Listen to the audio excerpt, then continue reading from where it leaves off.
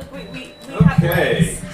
We have Yeah. Hello and welcome everybody back to 20-Sided Stories. We are back with a new setup, hopefully a more positive and effective one for solving what we want to do, moving forward with some of our issues that we were having before. Thank you for your patience with putting up with that.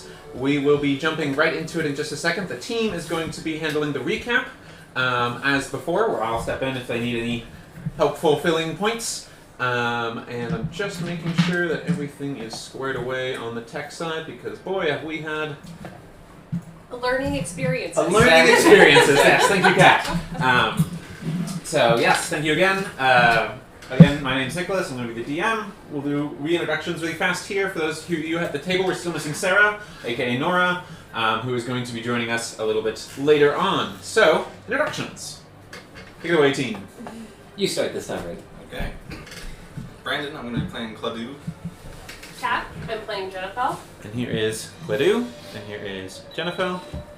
Megan, I'll be playing Mary Lou. Mary Lou. And Michael, I'll be playing Darian.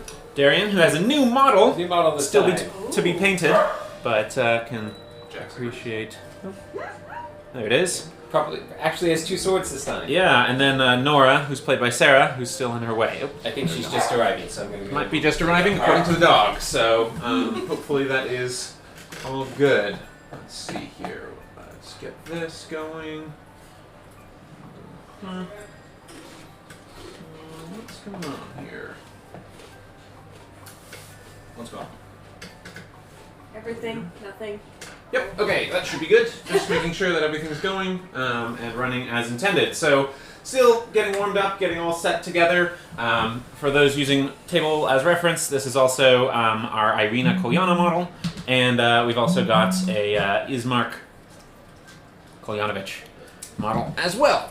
So that's going to be how we're moving forward. This is going to be our new setup. Again, I'm going to be adjusting some of the other things on the back end, and hopefully we can all play in person now. Isn't this nice? Wow, vaccinations. I miss personal interaction, and that's also a nice thing. So I sent out a link for those of you who wanted to watch, but go ahead and also send it out to your peoples if you want to encourage more people to watch. Always love getting some folks coming along.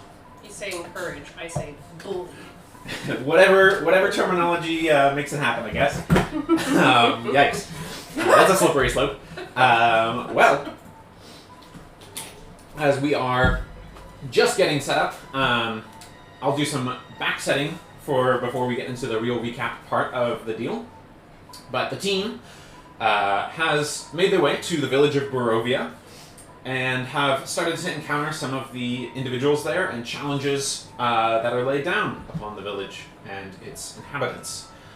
Notably, Ireena Kolyana and Ismark Kolyanovich, the two siblings, their father recently passed away, who was the mayor, or burgomaster, of this village. As part of their burying him and some of the interactions that they've had so far from where we left off last time, Ireena is not safe in the village, and some unknown devil figure has been befouling her by attacking their home and attempting to capture her with minions of the night as wolves and other creatures. As we move forward, the team has agreed to escort her per Ismark, the brother's request, to the village of Vallaki, where supposedly things are not quite so bad, not so near the castle of Ravenloft. Furthermore, the team has now engaged with some of Ireena's requests, which involve, and Sarah's joining us now, the team has engaged with some of Ireena's requests, which involved helping out some of the local village folk. She did not want to leave them unattended with no leader, and is encouraged and has convinced Ismark to stay, but also wishes to move forward with helping some of the other village members. This is where we left off, where the team had visited a few of those village members, including Donovich, the local village priest, and met Doru, the son, who had been afflicted with some kind of nasty, bloodthirsting curse of unknown origin. Additionally, team also encountered and involved themselves with Madam Mary, doing some nice interactions with Lancelot the dog, learning some more about the missing Gertruda, Mary's only daughter. Finally, they have made their way to Bildrath's Mercantile, a merchant store run by the rather miserly-seeming Bildrath Cantemir. His nephew, his burly nephew, who's a little bit simple, Periwimple, has been sent to chase down Jennifer, Kat's character, for using magic in his store. She was expelled, and that is where we leave off. The remaining party members are still within the store, and Ireena pointed the team towards this store as a place to start. So something hopefully will unfold forthwith. Expelled. Spell. Stop. Alright, so we pick up right there. Kat, you with us? Yes, sorry, I'm just finishing sending out a link. Finishing blackmailing your friends? I don't have that kind of information yet. Yeah. Get it, make them watch D&D. Okay. I'm ready. Okay. So, we're picking up with you Okay. here. As you exit into the mid-morning misty streets of the village of Barovian, you are exiting, having been cast out from the store, and quickly behind you, you hear a gunk of the door opening and shutting rather rapidly. Okay. You hear heavy footfalls on the cobblestones behind you, and from behind you hear, "Wait! Wait up! Wait! Please wait! Not so bad! Please!" How far away? I'm gonna turn around. Not very far. You haven't made it very far at all before this was sent after you. Periwinkle was sent after you. Yes, I know. I've been kicked out. You don't have to rub it in. No, something different. Please, come, I show. Not so bad as my uncle. He, not nice. Fate tell him to be bad, but I help things better. Oh, okay. And I'll... And you turn and you see, as before, this 7-foot-tall, huge, muscular, built individual who has quite a soft demeanor despite his height. Perhaps he's used to coming across as frightening and wants to downplay that as much as possible. His posture is slumped. He's much more held within and quiet now that he is approaching a little bit more. And he says, "It's fate to help. Uncle keeps his locked away. No reward, just doing nice good thing. Come, Ireena helping too. Come see, behind the shop. Okay. I'm Perry Wimple. Hi, Perry. I'm Jennifer. Nice to meet you. I've heard about you. Nice to meet you." And he kind of like does a little bow in the most like quiet way possible. I heard good things. Well, I heard that you might be in a bad situation with your uncle. Oh, not. He okay, just doesn't. He believes too much, and his fate a little less than he should be kind. But that's where I come in. What do you mean when you say that? Fate is life here. Too many think they have no choice. Come, I show delivery. Come, you and your friends help like Ireena, not like others. Can I tell if he's being sincere? Yeah, make an insight check. Okay. That will be a 13. As far as you can tell, he does not have a deceitful bone in his body. Okay. Yeah, let's go check it out. Oh, great! Ireena been helping, but lately things got so bad there. But hopefully we can help with the kiddos gone missing. Anyway, come see. 3 baskets. Deliver. And he leads you behind the Vildrat's mercantile store. And in the little space behind, there's a little overhang and what looks like almost like a warehouse door entrance, a big push door, maybe where goods would be delivered in better times.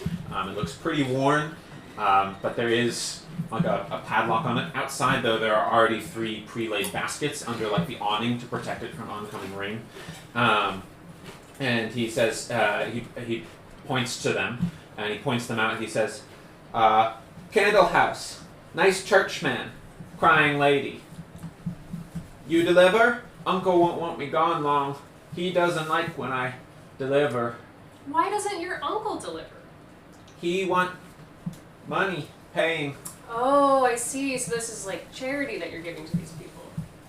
Yeah, no reward, just good thing. Yeah, I'll give it a shot. So you said, could you repeat to me? You said candle maker. I marked them. Sorry about my handwriting. Is it really bad? Can I read it? You can read it. It's Okay. a little bad, but you can read it. They're marked Candle House, nice churchman, crying lady, Okay. on 3 separate baskets. And can I peek into them and see what's in them? Sure. Go ahead and make a investigation check if you're rifling through it. Yeah. I will do the rifle. That's a net 20 for a total of 22. Hey, first nat 20 of the night. There you go. There you go. For a total of what? 22. 22. Okay. Well, the first one will be the Candle House. It includes 10 rations, a blanket, a vial of antitoxin, 16 candles, and 4 filled water skins. Okay.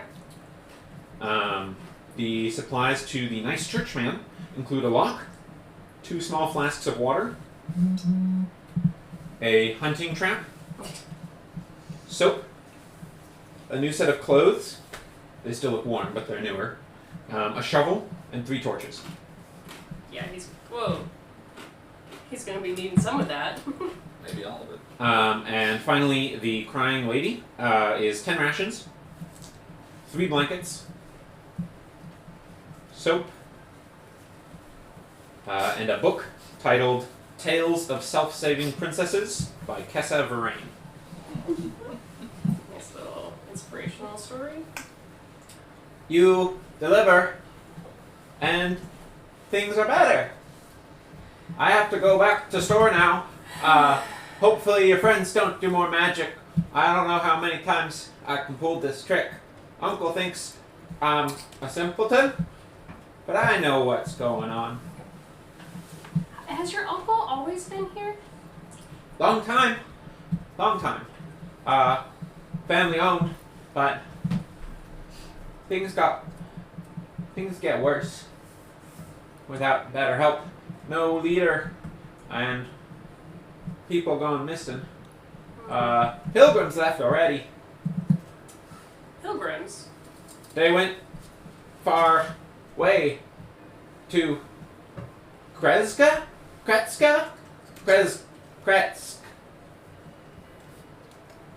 Oh, I haven't heard about them. I mean, I've only been in town for a little bit, so I haven't gotten all the hot goss.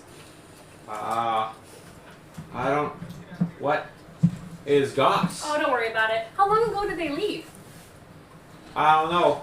Not so sure. Running inventory.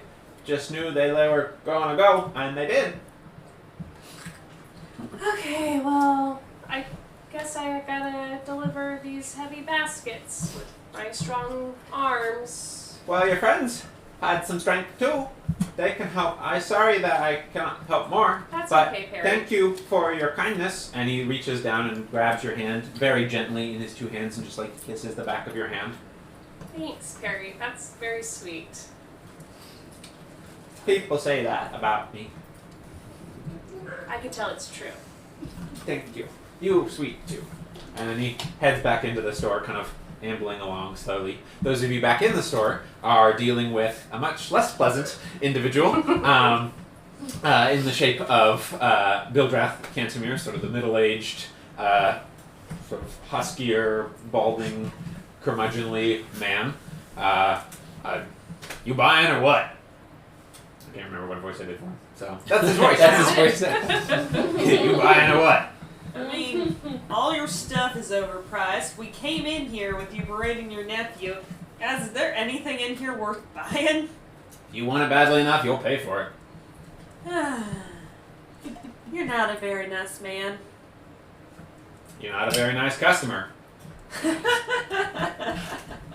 That's fair.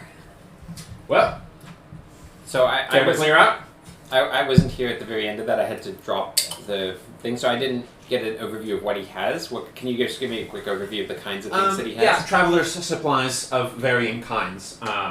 Cookware, tents, candles, torches, water skins, rations, blankets, cloaks, traveler's gear of varying kinds, traps, hunting traps, that kind of stuff. For the most part, that kind of covers the broad strokes of his type of inventory, which is mostly traveler's gear. Okay. Very good. If he has some cloaks, I think Darian would certainly want a new cloak. He doesn't have one. Do you have, what kind of cloaks do you have? Sure. I got a few fit-worthy travel cloaks, 20 gold each. Holy cow. That's the most expensive cloak. Is it gold threaded and lined with emeralds? If you want it badly enough, you'll pay for it. There are no gold and emeralds here in the village. What about a There's no- trade? Better be a nice trade. Okay, so I have a spool of black cloth that we picked up from the house. Mm-hmm. So I'm going to offer it to him and say, are you interested in some very fine black cloth? He looks at it, grabs it. This is thread. I have a complete cloak. I don't know if you know this, but you go from one to the other with labor and time, which you're paying for. 20 gold. And I'll what take if I the thread gave as a bargain well struck. What if I gave you a small moss agate? And he pulls out one sort of and shows him. Okay. Let's see it. So he hands it to him. Alright, he's going to take a stab at appraising it. Oh gosh.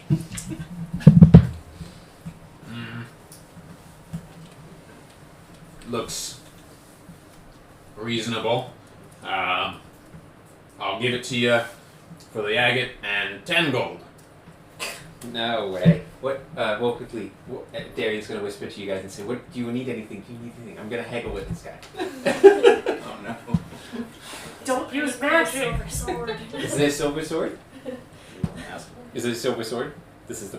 A silvered sword that Yeah. he has? Yeah. I don't believe he has a silvered sword. Oh, Didn't he okay. have maybe Ismark's? someplace else. Yeah. Yeah, Ismark's. It's not available as on the goods behind him. Okay. Well, I'm gonna start. Are you going to looking at ask my for sword. it? Is that what you're you're Yeah, asking I'm gonna about start it? looking at my Well, sword and be like, hey. Okay, so you're drawing your sword in the shop. If I'm you've not heard looking down about at it- my sword.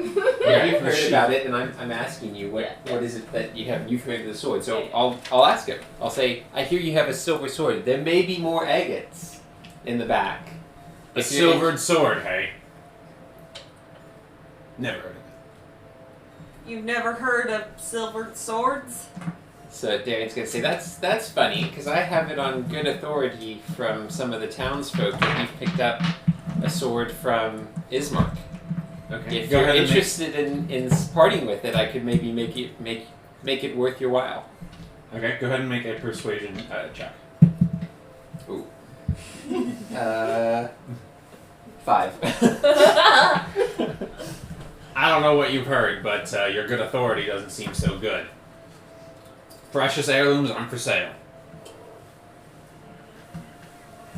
Precious heirlooms, then. So you do have the sword. I can neither confirm nor deny. Are you buying, or are you getting out? And Harry Wimple is re-entered Re-entered by at this this point behind you, and he says, Perry! If these guys don't buy something here soon, I'm gonna need you to escort them out. Oh, okay, Uncle. You buying? Alright, well, not at these prices. So Darian sort of starts heading towards the door. Safe travels. Mary Lou, she won't walk out. She will back out, glaring down Bill Draft until she's out of the store.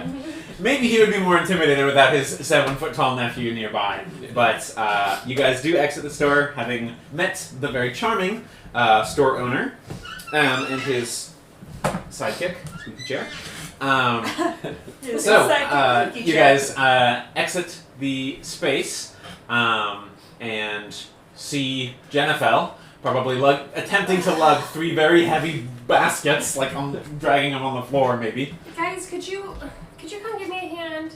Where did you find that? And she'll go and pick up one end of the basket. Probably a little too far. You didn't have to make it look so easy. Darian will run over and help with another basket. Okay. Missing a foot. Good luck. Hobble, hobble, hobble. Yeah, you're hobbling with your 1 foot there. So I was thinking that Ireena wanted us to help Perry because of his obvious jerk uncle. But it seems like Perry's been, without telling his uncle, has been delivering some goods to some town folk. So he asked for our help in distributing these. And I'll tell them the contents and where they're supposed to be going. So we get to help Periwinkle, we get to help the town, and we get to piss off Bill Draft. I know, isn't it great? This seems like a win-win situation. I agree. I'm in. Okay. Well, shall we split up, or do we want to go together to each location? It seems like if we want to make use of the day, it might make better sense for us to split up and hand these off quickly. Yeah, I think we should split up. When I was looking through the nice churchman's basket, I noticed that he had a shovel. Maybe you can ask him about that if you want to go talk to the nice churchman. Maybe I worry that he might have some intentions on releasing his son. Yeah, sounds good. And that's on our way out of town anyway. Yeah. So that would save me making twice the trip with my foot, or Well, without my foot. Not entirely. So for clarity's sake, you guys are in that center 4-way square where the Blood on the Vife Tavern is, along with the Bildrath's Mercantile, Mary's Townhouse, and then off sort of more into the northerly direction of town is the church and its graveyard. The exit to the town is to the west, Okay. more on the western side of town. But it would, at least spare you from going Sure. wherever everyone else is going, and then also there. But you do know that, aside, you don't know where this candle house is, Okay. but you do know that the church is a fair distance away if you walk on your hobblefoot. Okay. I'm thinking Claudura, go Darian. Maybe I'll need some help. Do we know what the candle house is? No idea, I didn't ask. Maybe a local wax maker. Maybe. Because I can't think of any, because the only other thing I think of is like a really fancy rich person who'd have lots of candles, but they probably wouldn't need a basket. Ireena and Ismark are with us right now, right? They are not. They remained at the church with Donovich. Okay. Okay. Well, We maybe could- we can find that pie lady, and she might have some directions, and you can get another pie. I still have 4! Or we could just all go back to the church and then split off from there to make sure we get to the right spot. We could have a few of us go to the church, and then a few of us could, since we know where Mad Mary is. We're sort of in that intersection, you said, right? That's Are correct. there other people that we are seeing around? Make a perception check. Also, I should mention, Lancelot is still with you. He seems particularly fond of Nora and Darian. Haven't been the 2 people he's had most positive And fed and all that. 16. 16. You do not see very many people milling about.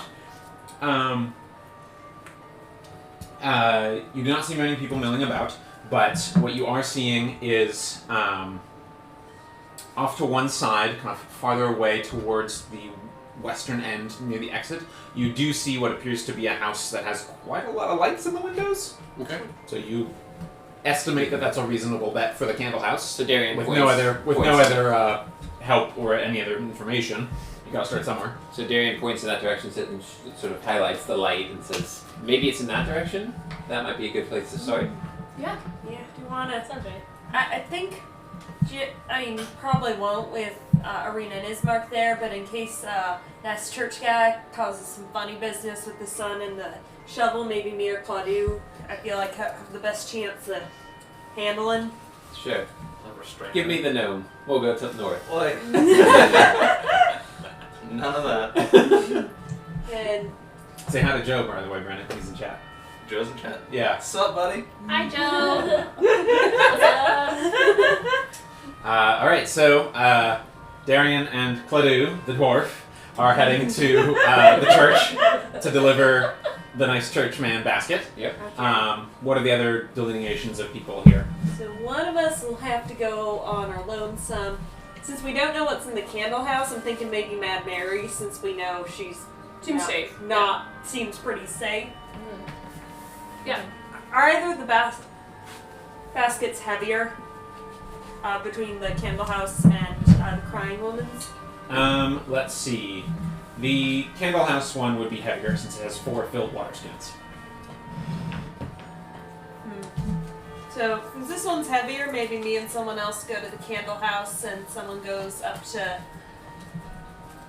Mary's. I'd recommend we don't take Lancelot with us to Mary's again. Apparently you talked to animals and he didn't like it. I'm happy carrying whatever basket, so. Well, idea. Let me spin this. How about you go to the candle makers and you go to the crying ladies and I'll go to the tavern because we're gonna need to get information about the road and maybe the Vistani people are there and I can ask them, make a nice little bit of conversation and see what they know about this Madam Eva. Trying to get out of carrying a basket? Yes. But we'll still probably want 2 of us at the candle house. Fine, okay, I'll go to the candle house. How about I'll go with you. I still see Darian hobbling along. Maybe send Lancelot with him. Yeah. I'll like shuffle him off to like. I'll turn around and call him.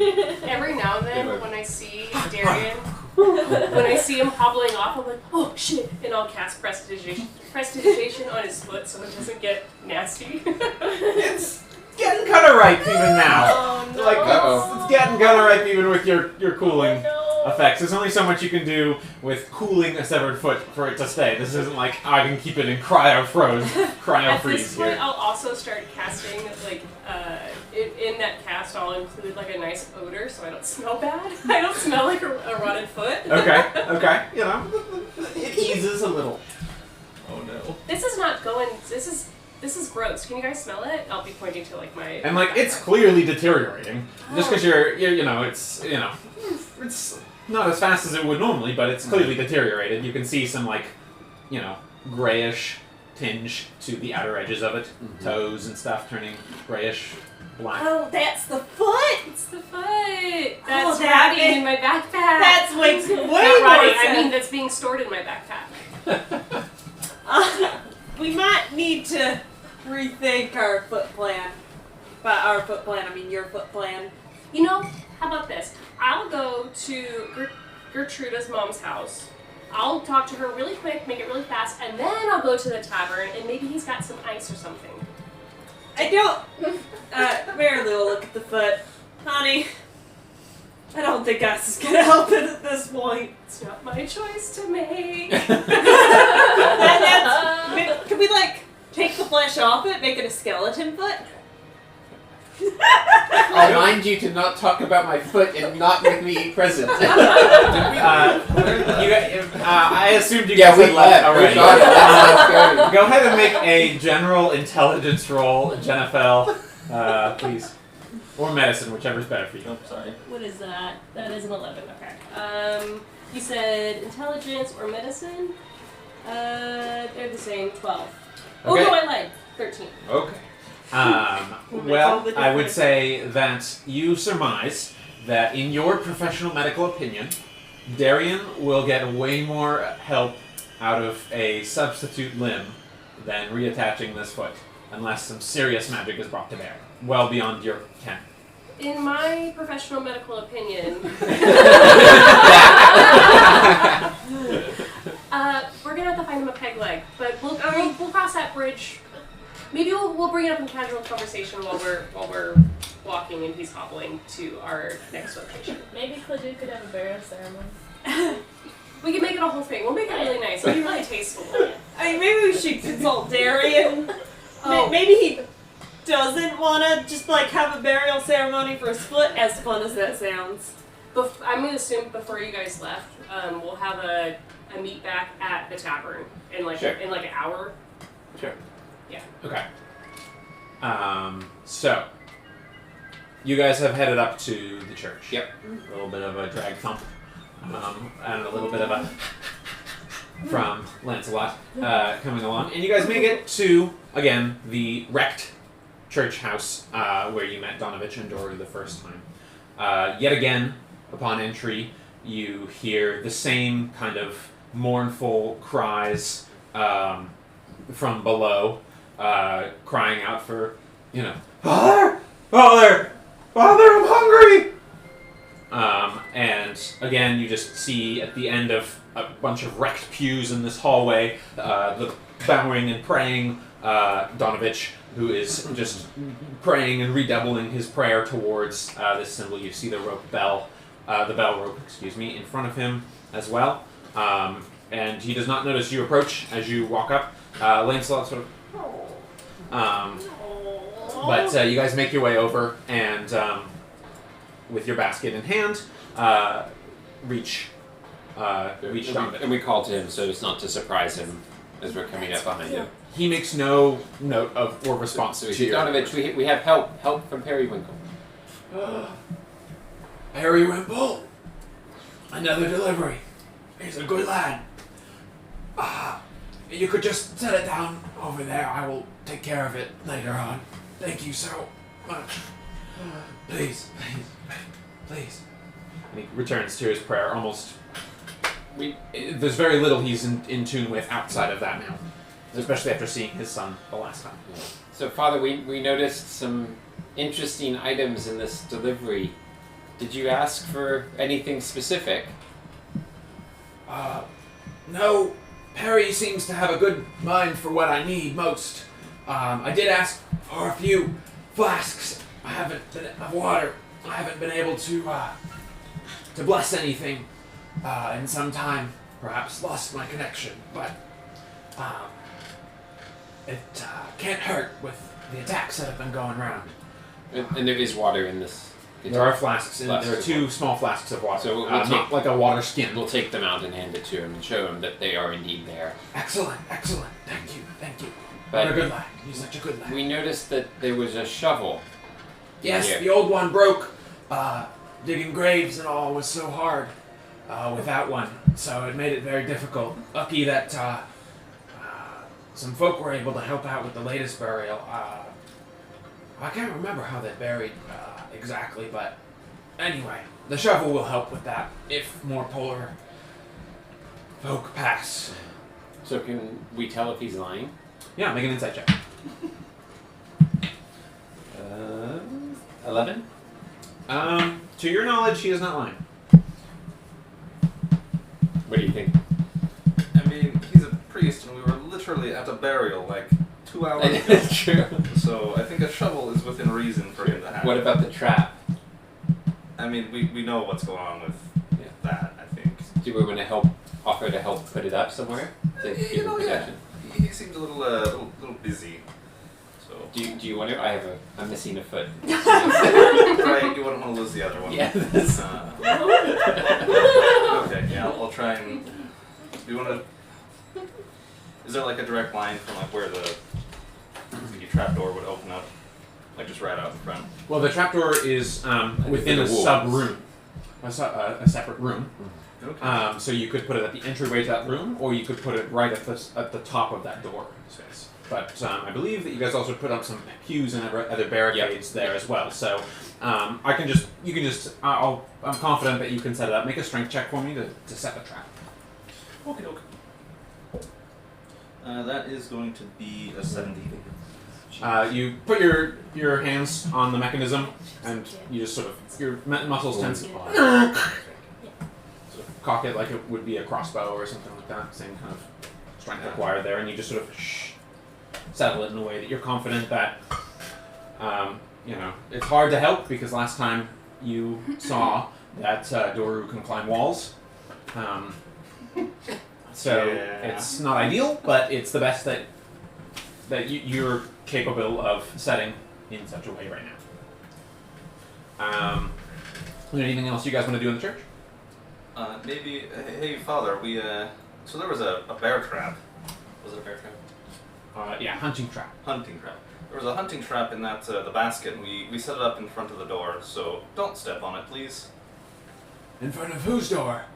The door to the room with the trapdoor. Oh, I'll have to move that. It's not for... I don't want to hurt my son. I have to save him. Save him. He can't be going again. Right. I'm just saying it might be harder to save him if he escapes the church. I understand. I don't want him to escape either. I chained him in the first place. But I will do as needed. Thank you for your service. If that wasn't the goal there, where would you like the trap? Out back, behind would be great. In the entrance to the graveyard. Many things. And you guys remember, coming in from that side, claw marks and bite marks and breakage on the back end there. You remember it on the front end of the building too, but especially on the graveyard side. Maybe we move the trap out there, because honestly, the guy can climb walls, so it might not work And well. he's under 5 feet of earth in chains and ropes right now. Right, so So if he gets out of I that, think he'll be okay. a hunting trap probably won't do much either. Exactly. Okay. Okay. You place it in a More suitable. more suitable spot. Are you going outside or just doing it inside in the interior? Did he specify what you wanted? He did not specify. That's up to you. I'm probably The saying damage outside. was all on the outside, obviously. Yeah, outside. Okay. Go ahead and make a perception check for me. You got it. That is going to be a 23. Wow, 23. Okay, in the mist. It's lightened in this time of day, and at the moment, you can see Castle Ravenloft high in the distance. In fact, this church is built on built up against, pretty close up against the hill that castle was built upon.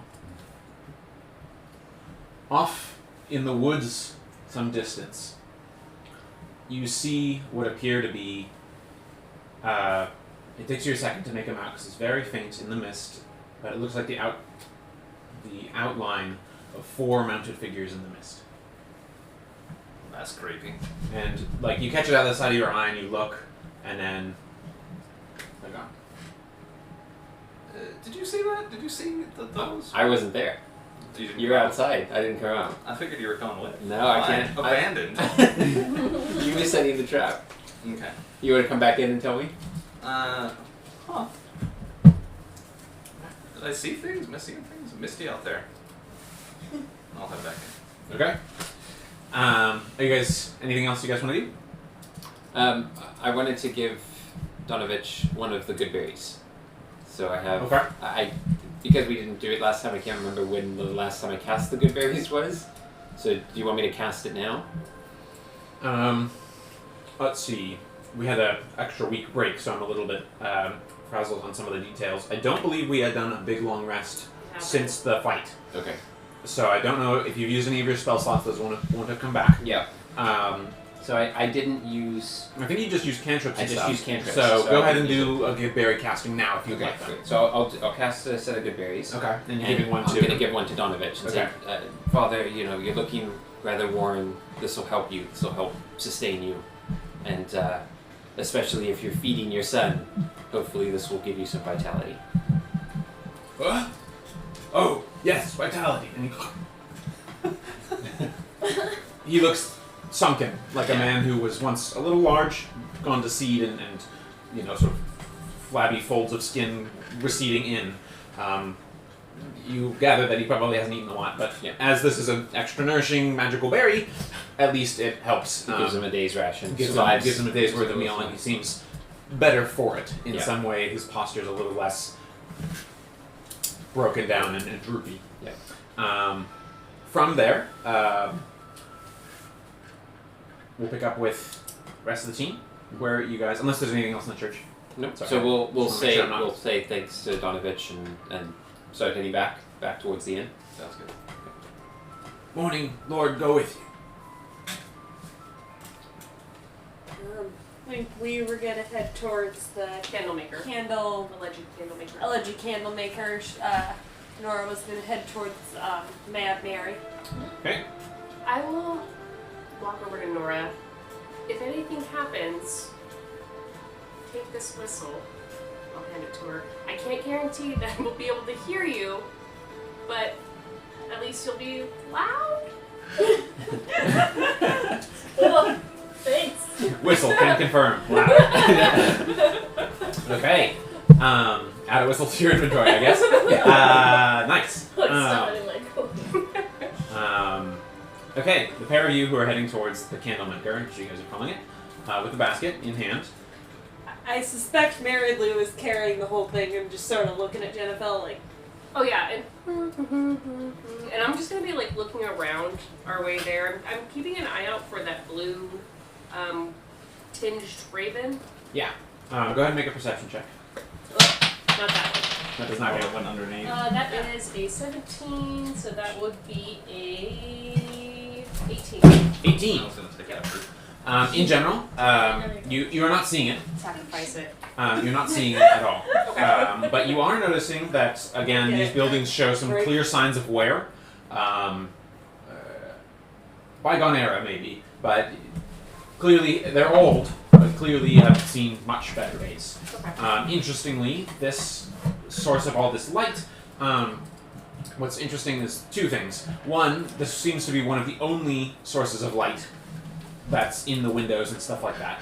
It is mid-morning, but still a little bit, you're not seeing a lot of signs of activity in other spaces. You are seeing some movement from behind the curtains which are drawn in Okay. this house. Many other houses, their windows are boarded up, where you cannot see through them. The house across the street seems to also have a few flickery lights, but not nearly as many as this one that was pointed out initially. The house across the street from this house? From the house you're Okay. approaching. Yes. And there's no one out on the streets? No one out on the streets at all. Okay. You're the only ones out on the streets. Well, a little weird, but this whole place is. So, let us go. yeah, Mary Lou will just, Okay. Are you doing it on the one across from the street with other lights, or one with more lights? That was pointed out initially. the more lights. Okay. You knock on the sort of rough wooden door, and you hear sort of, and then you hear sort of a padding over. The door opens, and you see a sort of teenage-looking girl, sort of pale, fair-complected, and with sort of a very rat's nesty-looking brown hair, mousy brown hair. Just glancing past her, you can see a whole bunch of candles burned down to their nubs on the walls. And she says, "Yes, who are you? What? Can I help you?" Hi. Yes, I was wondering if this is the place to go if I was looking to buy some candles. Just based on the window display, it looks like you might We're not a shop. We're not a shop. Oh, do you make candles? No, I am running low, in fact. We need more. And you hear behind, "Where are the shiny lights? Where are the shiny lights?" I will take one out of the basket. Yeah, I'll take one out of the basket and hand it to her. Here you go. Thank you for your time.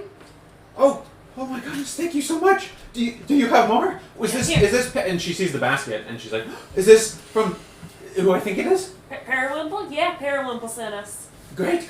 I'm Serena. Who are you? Mary Lou, Jennifer. Nice to meet you. Please, you can come in if you want, but I thank you so much. I don't have anything to give in return, but if you want to come in, you can. Just be a little quiet, no sudden movements, okay? Hey, Serena, I would love to give this basket to you. However, I need to make sure it goes to the right recipient. See, I'm working on behalf of somebody else. So I don't know. I was told to give it to the candle maker. The candle house. Oh, the candle house. Yes, that's what he calls our place. That's what he calls our place. Oh. Because of all the shining lights. Shh, just a little quieter. They're gonna hear you, okay? I've got them nice and calmer now. And the We're just candles gonna will drop help. it. We're just gonna drop it off to you, and then we're gonna go. Okay. Who are Shane, they? we gotta go. Who are they? Oh well, my siblings, they're all needing a little bit of extra care these days. Did you haven't bought any of that weird lady's pies, have you? Oh, pointed look. I mean- told you those were bad. Hey, they did cause a little indigestion, but like nothing. Oh my goodness, you are so lucky. Do not eat those ever again. Stay away from the mill. Well, why? They're addictive. Those pies, whatever she puts in them, if you succumb to them, you'll dream and never want to wake. You'll dream of shiny lights and better places, and you'll never come back. The water, the lights, that's what's helping, but I'm trying to make them recover. I'm trying the best that I can, and everything's... They've got... There's no wine, there's no anything left here for them. The candles is the best I've got to help calm them down while I soak them out with the water. Hope it passes through their system or something. How long have they been a little disturbed? A while. Danessa ate the first one. She's been the longest. And they keep sneaking out. And as you see like signs of damage to the door and windows. They keep sneaking out and buying more from her when she comes by and I'm not there to catch them. When I'm out shopping and getting more candles. That's one of the great things about the delivery. Thank you so much. Oh yeah, you're welcome. Quick question. How long after they ate the pies did they start to exhibit odd behavior? And I'm gonna... Within an hour or two. But it varies. I mean, Cover held out the longest. Hans went within like less than 30 minutes. But How long was the longest? 6 hours? 8 hours? Not sure. I thought she was a trustworthy old lady. Apparently not. No, I don't know what is in those pies, but I know she makes them with her daughters in the mill. So whatever you do, don't get involved with whatever comes out of the mill. Have you heard of a concept called Kosh's postulates? Have we confirmed that the pies are the source of this? I don't know this phrase. I don't know that they know epidemiology. I don't know this phrase, but it happened so quick. Hans was sick within half an hour. He was asleep in his trance. Half an hour after eating the pie. And you have ruled out any other possibility that... I don't know. I'm not a bloody science doctor. Is there a science doctor in town? No, he died a while ago. Oh, that's too bad. He was part of he went off with the rebellion or whatever, that wizard. And they never came back. I'm not sure if you've picked up the undercurrent in what we're talking about, but my friend here has also ingested one of those pies. You said something like that, but, I mean, good luck. Don't eat any more. I'm gonna look at her bag. I don't know, keep them. Maybe they'll become handy at some point. I'm just saying. Well, would you like to come in? I can at least offer you some food and chat. I mean, I think I've had enough of accepting food from strange ladies. No offense. Well, I can't fault your knowledge there, but yeah, I understand. I'm not like them though. Yeah, I'm not I like mean, those ladies. we could maybe chat, just see. I mean, we might want to learn more about this just in case. And behind you hear, shiny lights! Where are the shiny lights? Shiny That's our lights! cue. Let's get out of here. Fine. Oh, come back if you need anything. I'm sorry. I can't give you anything. Thank you so much. Thank you for me. Darling, you're okay. You're doing the best you can. You're okay. If you see us around town, let us know if you need help. If they start getting violent with you, I can teach you a few ways to keep them contained without hurting them. I've got them all tied up. Don't worry. Good for you, They're not lady. very. They're pretty passive. I just don't want to get them getting out. They're good with knots, though. Anyway, well, thank you so much. Before we go, Jennifer would have been paying attention to her body language throughout this conversation. Mm-hmm. Is she telling the truth? Make an insight check. We're gonna get a lot of those this time. That would be a 11. She seems to be playing it straight. Okay. I'm just saying she could be Munchausen by proxy or something. I don't know. But let's get out of here. Okay. Well, thank you so much. Yeah? Take care. Have a good day, darling. Yeah. Alright, so we'll pick up with, you guys are making your way back to the inn, as are these two. We'll pick up with Nora, who's on her way to go visit Mary. Mad Mary, as she's called by some of the locals here. You return to that townhouse, and again, you sort of see, you sort of hear before you see, the sort of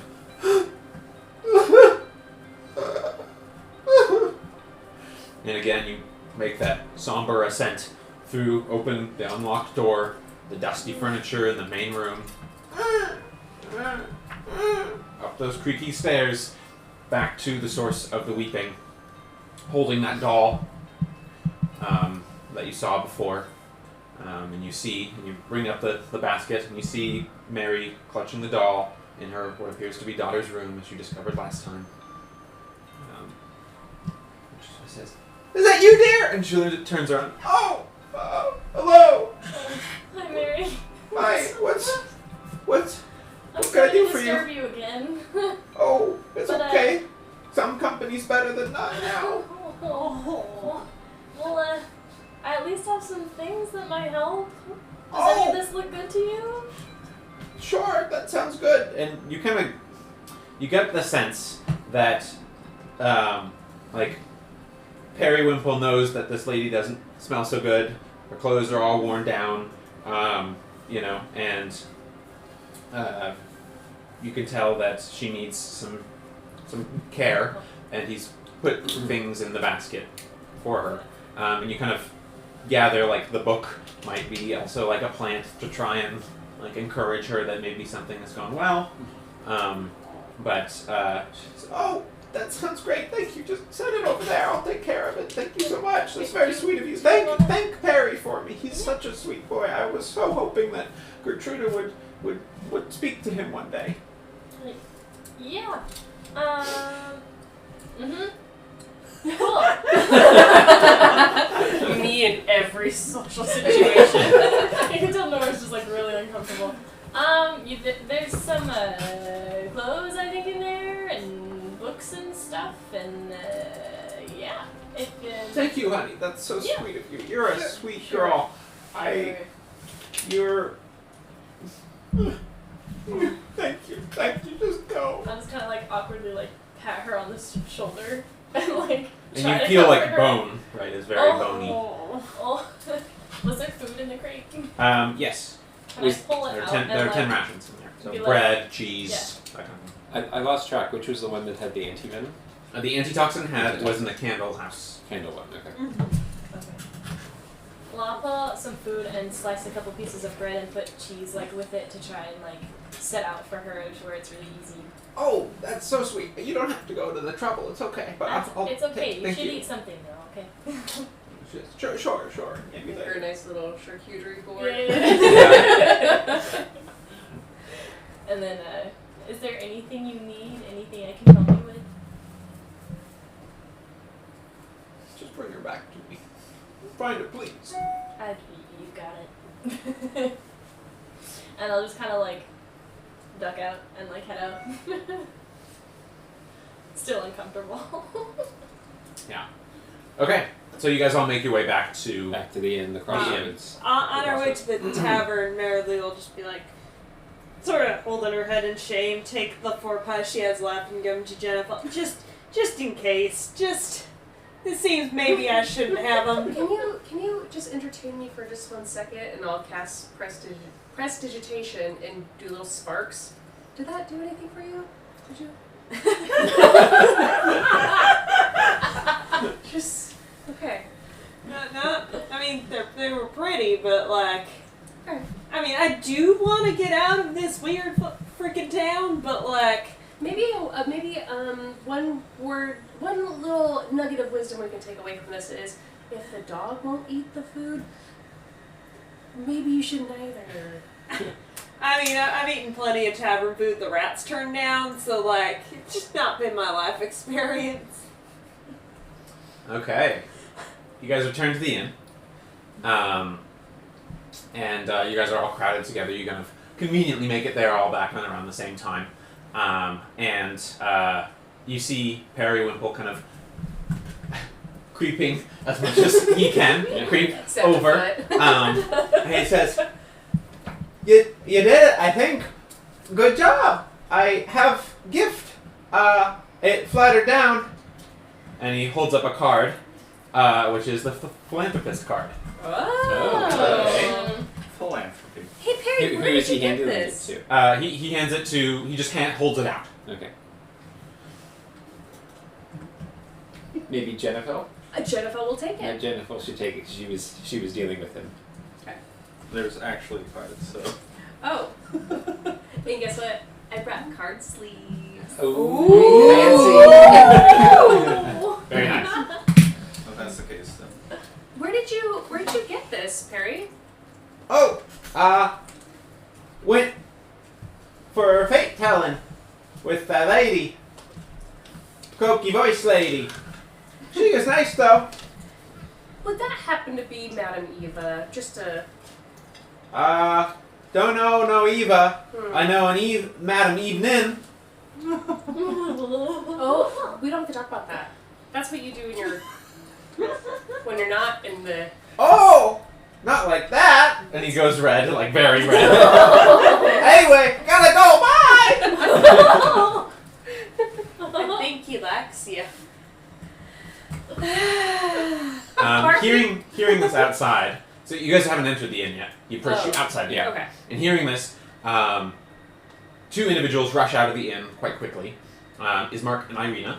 And Ismark is like, well, now that you have helped everyone in the town, can we get going? Please, Ireena, we need to get going. I know, right? And Ireena's like, yes, well, see how easily things can be good. They didn't notice the card exchange. But see how easily good can come from a few gestures. He has been helping, and he will help you. Stay in touch, Ismark, with him, and he will help make things better here. For you and for everyone. Yeah, yes, of course. Yes, well, certainly I will have to be heading back. And he's kind of clearly flustered by the idea of, like, taking on even this little mantle, and Ireena, like, grabs him by the shoulders and is like, you can do this. You do not have to be father. Do what comes naturally. Work together with those who help you. Go. And he sort of says, right, and he kind of turns to each and he says, find Villa in. He kind of takes a deep breath. Thank you, sister. Find Vallaki. Maybe Kretsk, whatever works, but get there. I gave you that map, right? And he kind of mentions to you before. And so we're just going to check with him again. Can he give us an estimate on the times and to refresh the group? How far would it be to Vallaki, Ismark, and remind us to Kretsk and Vallaki? By the road, I would say to Vallaki is about 40 miles or so. So a fair distance, particularly with your foot there. If you So it'll don't. be like 2 days? So generally, for standard travel pace, over an 8-hour period, you're covering 24 miles. Okay, so about 2 days. But that's on the road, and also No interruptions. you might be slowing the group down at the moment, Okay. Darian, because you're not Okay. able to travel at normal pace Okay. as easily. And Ireena says, "Well, go get started. We can handle the map stuff." He's like, "Fate be with you, Ireena." And he looks to each of you. "Please, do not let the devil take her." And he kind of collects himself and returns to his heading back to the southern end of town where the mansion was. You guys stayed your first night here in the village. From there, you guys are standing outside the inn and you're looking at the map. You notice that there's a couple sections, and Ireena says, "There, you asked earlier about the Tser pool. This is that." And she points out to that section of the map. And points out, yeah, there you go. I don't know if it's visible for... So we're here. There's the pool. Team's visible. We're still working on getting other tech stuff going so I can show the map later. But there's a map, audience at home. We'll get there. We'll get it to you eventually. It's a really pretty map. Still working through it all. But you notice that there's a couple sections there. So there's what appears to be a crossroads before. This is all assuming you guys are taking the old Svalich Road, which is that main road. Obviously, it's a different story if you guys are cutting cross country through the Svalich woods. From here to the crossroads, maybe about 7-ish miles. Another 3 or 4 to the pool itself. And it looks like there's going to be a bridge coming up that you'll have to cross after that, where it crosses over the main river. And she says, "There, the River Evilis crossing." There's 2 bridges, right? There's the one. There should be one that you'll have to cross immediately. And then the to one get on the to- Tser Falls. Right. So That's the one that I'm referring you're to. talking about that second one? Okay. So yeah. So there's a small bridge like right outside the town, and then the pool, and then there's another bridge. That's correct. That's what the first sort of just a minor, what looks like a minor bridge. Cool. It doesn't seem like it's a major. All right, let's go. And she kind of takes a close glance around everything. So Darian's obviously getting more and more anxious because he wants to get to Crest, right? Krez. Crest. It's spelled Krezk. Okay. Crest. To try and find someone who can repair his foot. So he's like, come on, let's go.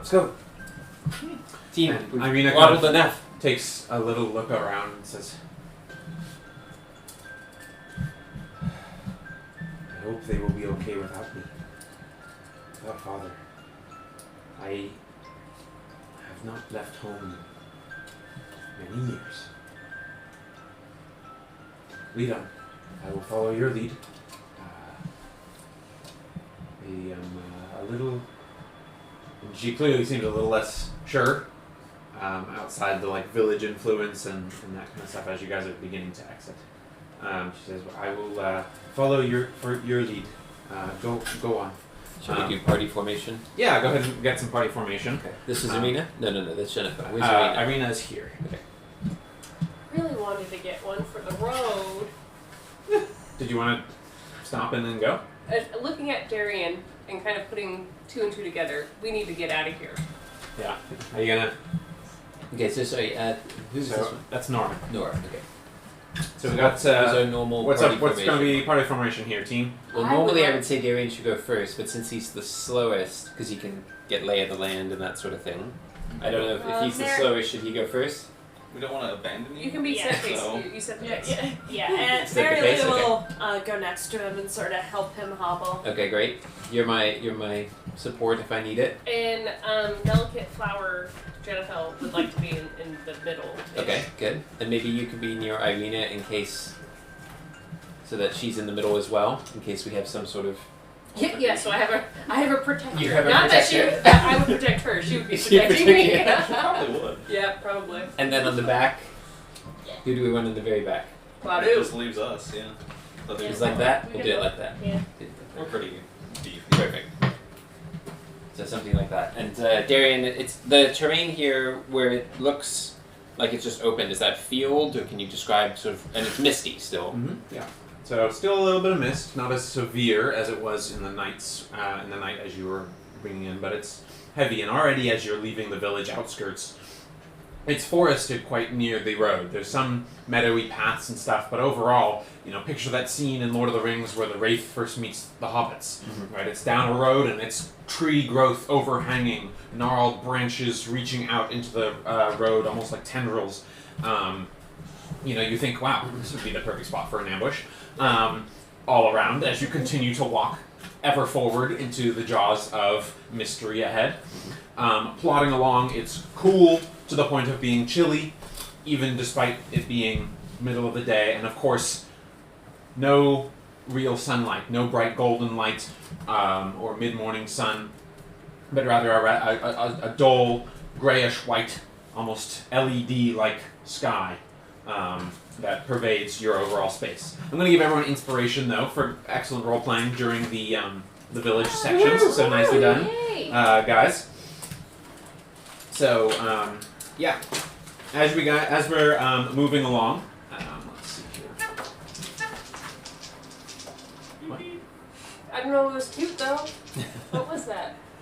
What? Oh, somebody's car. Is it along with I thought it was Nicholas. Inspiration. That's the classic inspiration noise from the end there. You do a good horse, maybe you do a good car. We don't know. Thank you. Alright, so who is taking point in this part of the travel? It looks like Darian and Mary Lou. This will take a little bit longer because of Darian's condition. So I'll Again, you yourself get the sense that, some, interim help limb or, wooden peg, anything would be better than what you're at right now. So, team's travel pace right now is slow, automatically. Okay. So, now everything's 2 miles per hour, not 3 miles per hour. Okay. Just bear that in mind. Until we find a better solution and where a peg leg isn't going to cost me 25 gold, I think we gotta live with it. Did you ask him how much it I cost? didn't think to ask him, I'm sorry. Yeah. While they're traveling, Meredith's gonna look around for any reasonably large fallen branches, either Darian's height or a little lower. Yeah, I mean, even without rolling, you're easily able to see some, and also you're easily able to hack some off.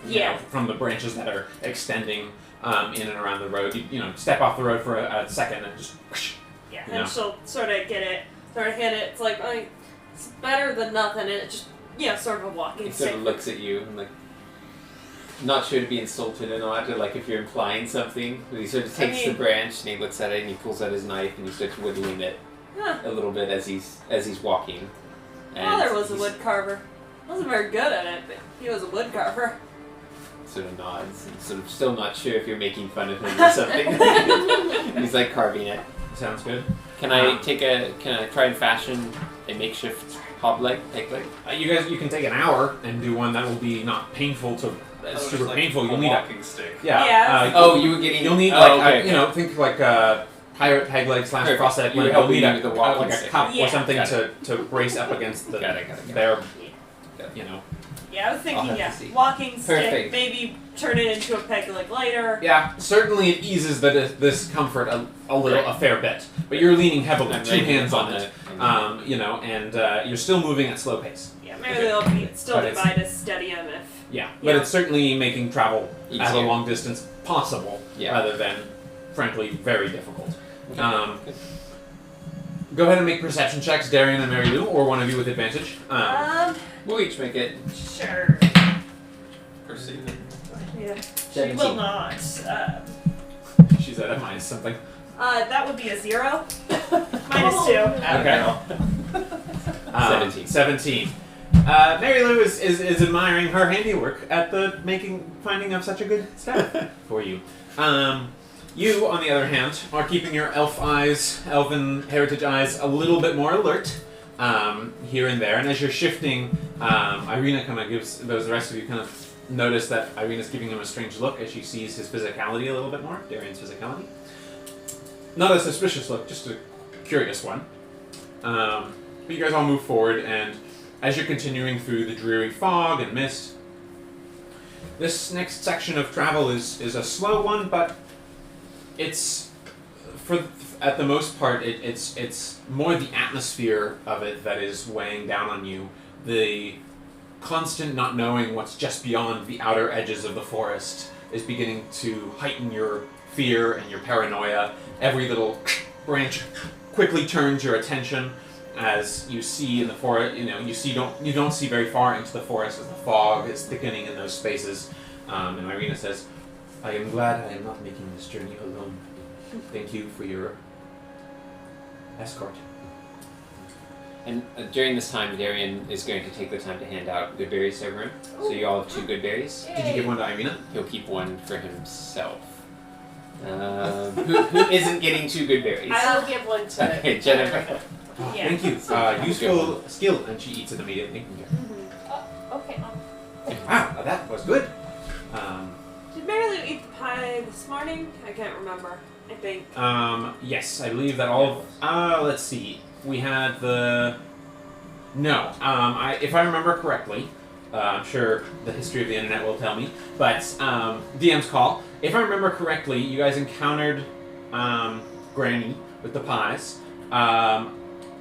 And no, it would have been the day. It was the morning on the way to the church. I believe before you guys got involved with everything else that was going on with the church. So She'll pocket both of them. Just a meal? Did it do? I'm not that familiar with magic. Didn't you have one before? This will heal you if you need it. Huh? A small amount. But they'll help. The smallest Helpful. amount. Yeah. Literally cannot heal you with smoke. Oh, guys, get Elven this. secret. We found something out really interesting about those Mary Lou pies that just- Mary Lou ate, and I'll relate to Oh, them. really? Ireena is like wide-eyed at this. Who is feeding these pies to the villagers? She Where was- is this mill? We must do something about this. I will be sure to leave a missive to send from Vallaki to my brother once we arrive. You know, it's good tasting pie. I'm just gonna At least throw. there's that. I did give the I will rest not of turn them. my villagers, my people, into addicts. Already, so many of them depend on the dwindling wine supply. Yeah, I did give the rest of them to Jennifer just in case. Well, I am not sure what case that would be, but I recommend wanna we leave them alone. Poison somebody. I mean, yeah, we will leave them alone. You are without some scruples. I'm sure that will come in handy, though. Is there anything anyone else would like to do as you guys are plodding along on the road, slowly but warily? Yeah, For sure. I'd like to see, is there any indication that the road's been traveled recently? Yeah, go ahead and make a perception check. Oy, that is a 6. It's hard to tell.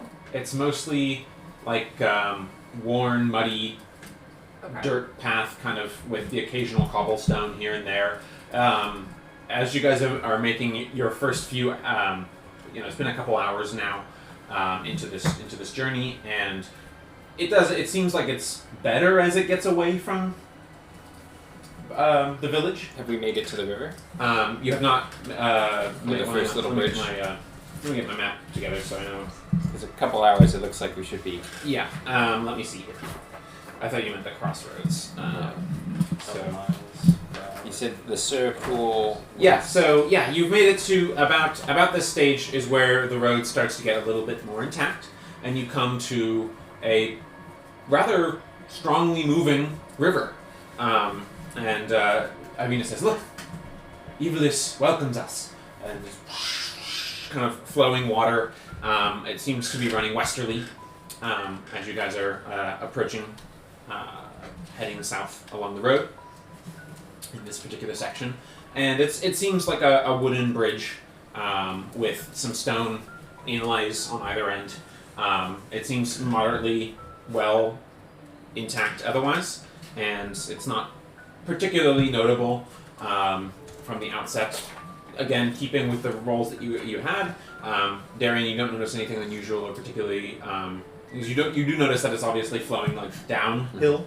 You guys are receding away as you're moving farther south. It's getting more downhill at the moment, which stands to reason given how the village was laid out in the hill of the church by Ravenloft. It seems like you're heading away from that right now at this particular juncture.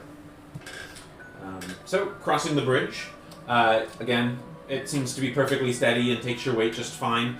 The occasional unusual, like, a little more than what you might expect.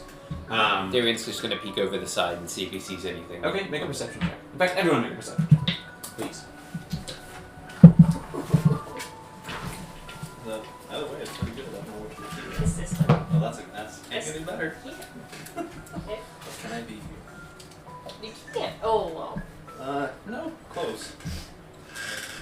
Oh, this Right, Darian? 9. Nat 20 plus 1. 21. Wow. Nice. 13. Okay. Also, nat 20 plus 1. Hey. Nice. 22. With so non-natural but 22. Non-natural 20 with 22. Yeah, I can perceive. You didn't. I'm asking. Did you get it in that 20? Sorry. Dirty 22. She did. I didn't know. Yeah. Imagine perceiving. So, yeah. Okay. I was just checking Ireena's perception. Okay. Nora, Jennifer, and Cladu, you notice a small black cap on the edge of the far side of the bridge that sort of is just slowly pawing around the end, moving away from you. Kind of turns and looks back over your over its shoulder toward you, flicks its tail once, and just kind of rounds the corner and heads down out of sight. Cats. What can I call Lancelot over? Oh. You didn't see the kitty? He doesn't seem to have reacted. You missed Oh, it. not at all. Yeah, he's still trailing along, just sort of trotting, Oh, okay. and kind of looking, giving soulful eyes to your berries. Darian will feed him another bit of his ration. Okay, he eats it, What? and like a swishy of the tail as he's enjoying it. What a And kind of hungry licks your hand a hound. little bit. What a hungry hound dog. I have a feeling he'll come in handy later. What do you mean by that? If we need to find somebody, his tail at you. he's already been helpful in helping us find people. Or if we get stuck in a place where we have no food, we need to eat him for sustenance. He looks at you and cocks his head. See? You would do the same. Puts his ears Old-fashioned back. emergency rations. Or, I mean, And Darian Ireena's like, makes magic berries. I would not eat him. He is so cute. Look at him. You haven't starved before then. I have been thin, but I understand. Yes. We So- will see how it goes. No one wants to chase the kitty? I haven't seen the kitty. Only you three saw it. Oh. And Ireena's like, decision what, time. what Come kitty? What kitty? There's a kitty. Yeah. There's a kitty. Across the bridge. Honestly, I'm a dog person. We already have one pet. They're very good for rodent control. But yes. Emergency rations. Yeah, and emergency rations. Alright, we won't chase the kitty then. Carry on. Okay. Carrying on for a further wild distance. You guys keep traveling through the spaces and keep on going with the experiences of the closing mist, and it's a wearing experience. Intermittent rain spurts out and stomps and spurts out, dampening the spirit as much as the bone. But continuing on, you guys make it eventually to a little bit of a more clear space on this lonely road. And you notice that there are some tracks. It looks like a fair bit of tracks moving away on the road from your current direction, moving in the direction that you guys are moving, I should say. And Ireena says, look, it seems that there are others that have been here. Perhaps those who left the village? Yeah, is that those pilgrims that Perry was talking about? I do not know of the pilgrims. I did not know of the pilgrims. Oh, he mentioned that there was a group that had left the city, or left the town rather, not too long ago. Oh, well, I suppose that I cannot blame them for leaving under trying times for better places. I hope that they make it safely. It's weird that you know everything that goes on in this town, but you didn't know about these pilgrims. Well, I have been trapped in my house for a few days in a row so it is a little hard to keep track of everything that has been going on while we are under attack. Fair enough. Do the prints look like footprints or hoof prints or Go ankle ahead and make prints? a survival check. Oh man, my rolls don't do too well. Neither are mine. 9. 9. They're not hoof-shaped. Okay. Thanks. They Anyone seem, want to help me they with seem this? to be consistent. A couple of them, Ireena's like, yes, that is a boot print. So clearly Humans. human footprints. Human footprints, okay. Not Not no wolves, mounted. no Not horses. wolves, not mounted, anything like that. Can you tell how fresh they are? Can I take another check, stab at it? From your roll, I would say that you would hazard a guess that they have been through here sometime in the past 4 days. Could have been this morning, could have Has been it 4 rained days ago. recently? It is currently drizzling now. So I would say, given that it's, there's some rain, it's kind of hard to tell, but pretty recent. Last couple days, 3-4 days maybe. I take a look. Go ahead and make a survival check. Save me, Cladu. We'll see. Let's see if my roll can beat yours. That is a 12. 12. They appear to be about 4 days old.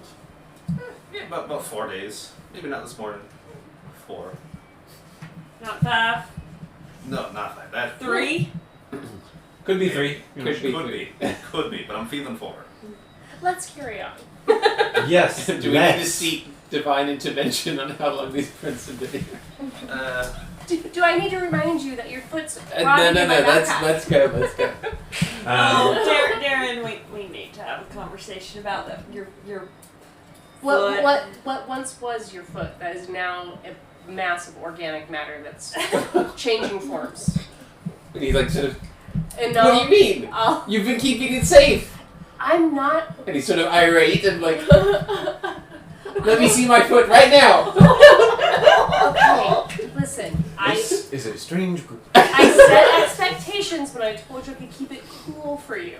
I didn't say that I can keep it nice and perfect and pristine and fresh. And as I'm saying this, I'm going to bring it very here you go. It's like a couple flies are already landing on it. And quite frankly, It's like a, like when you fought the ghouls, in the startup before this official campaign. Like their skin is what it looks like. So he's obviously alarmed. He's like, I thought you were helping. I tried my hardest. I'm not a miracle worker. So You needed a doctor. Yes, that does not look good. Perhaps. We could put it on top of your walking stick and make it like a cool totem. That's not helping the unsanitary. situation. So, You look really intimidating. you can kick someone to your staff. And so it's like, well, keep doing what you can. We need to get to Kresk as soon as possible. Can I ask that you hold it? Because it's making me smell bad. It's really cramping my style. I'm sorry that my foot is an inconvenience. I forgive you. I'll just go ahead and tuck that into your backpack for you. So long as you keep keeping it. And I'll cast prestidigitation on it. Keep it cool. Okay. But I can only do so much. Marilu, this will sort of go towards Claudio. It's like, I think your god needs to take care of that foot, because I think it's... I think we need to just bury that thing. But And he's like, he like halfway pulls out his sword. It's like, you're not touching my foot.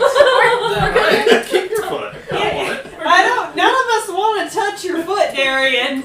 Just saying, when we get And he attacked sort by of wolves. takes his walking stick and whoop, keeps aggressively walking away.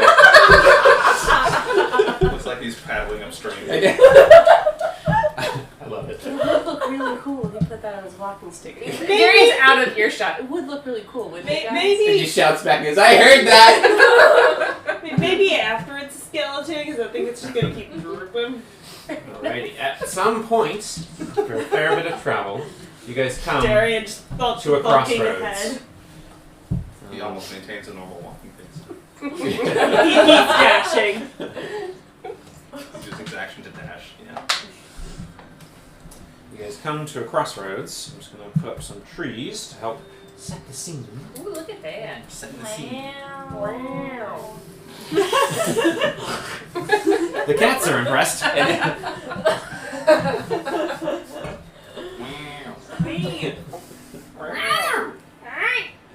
Okay, so as you guys approach the forested crossroads space, there is a gallows there.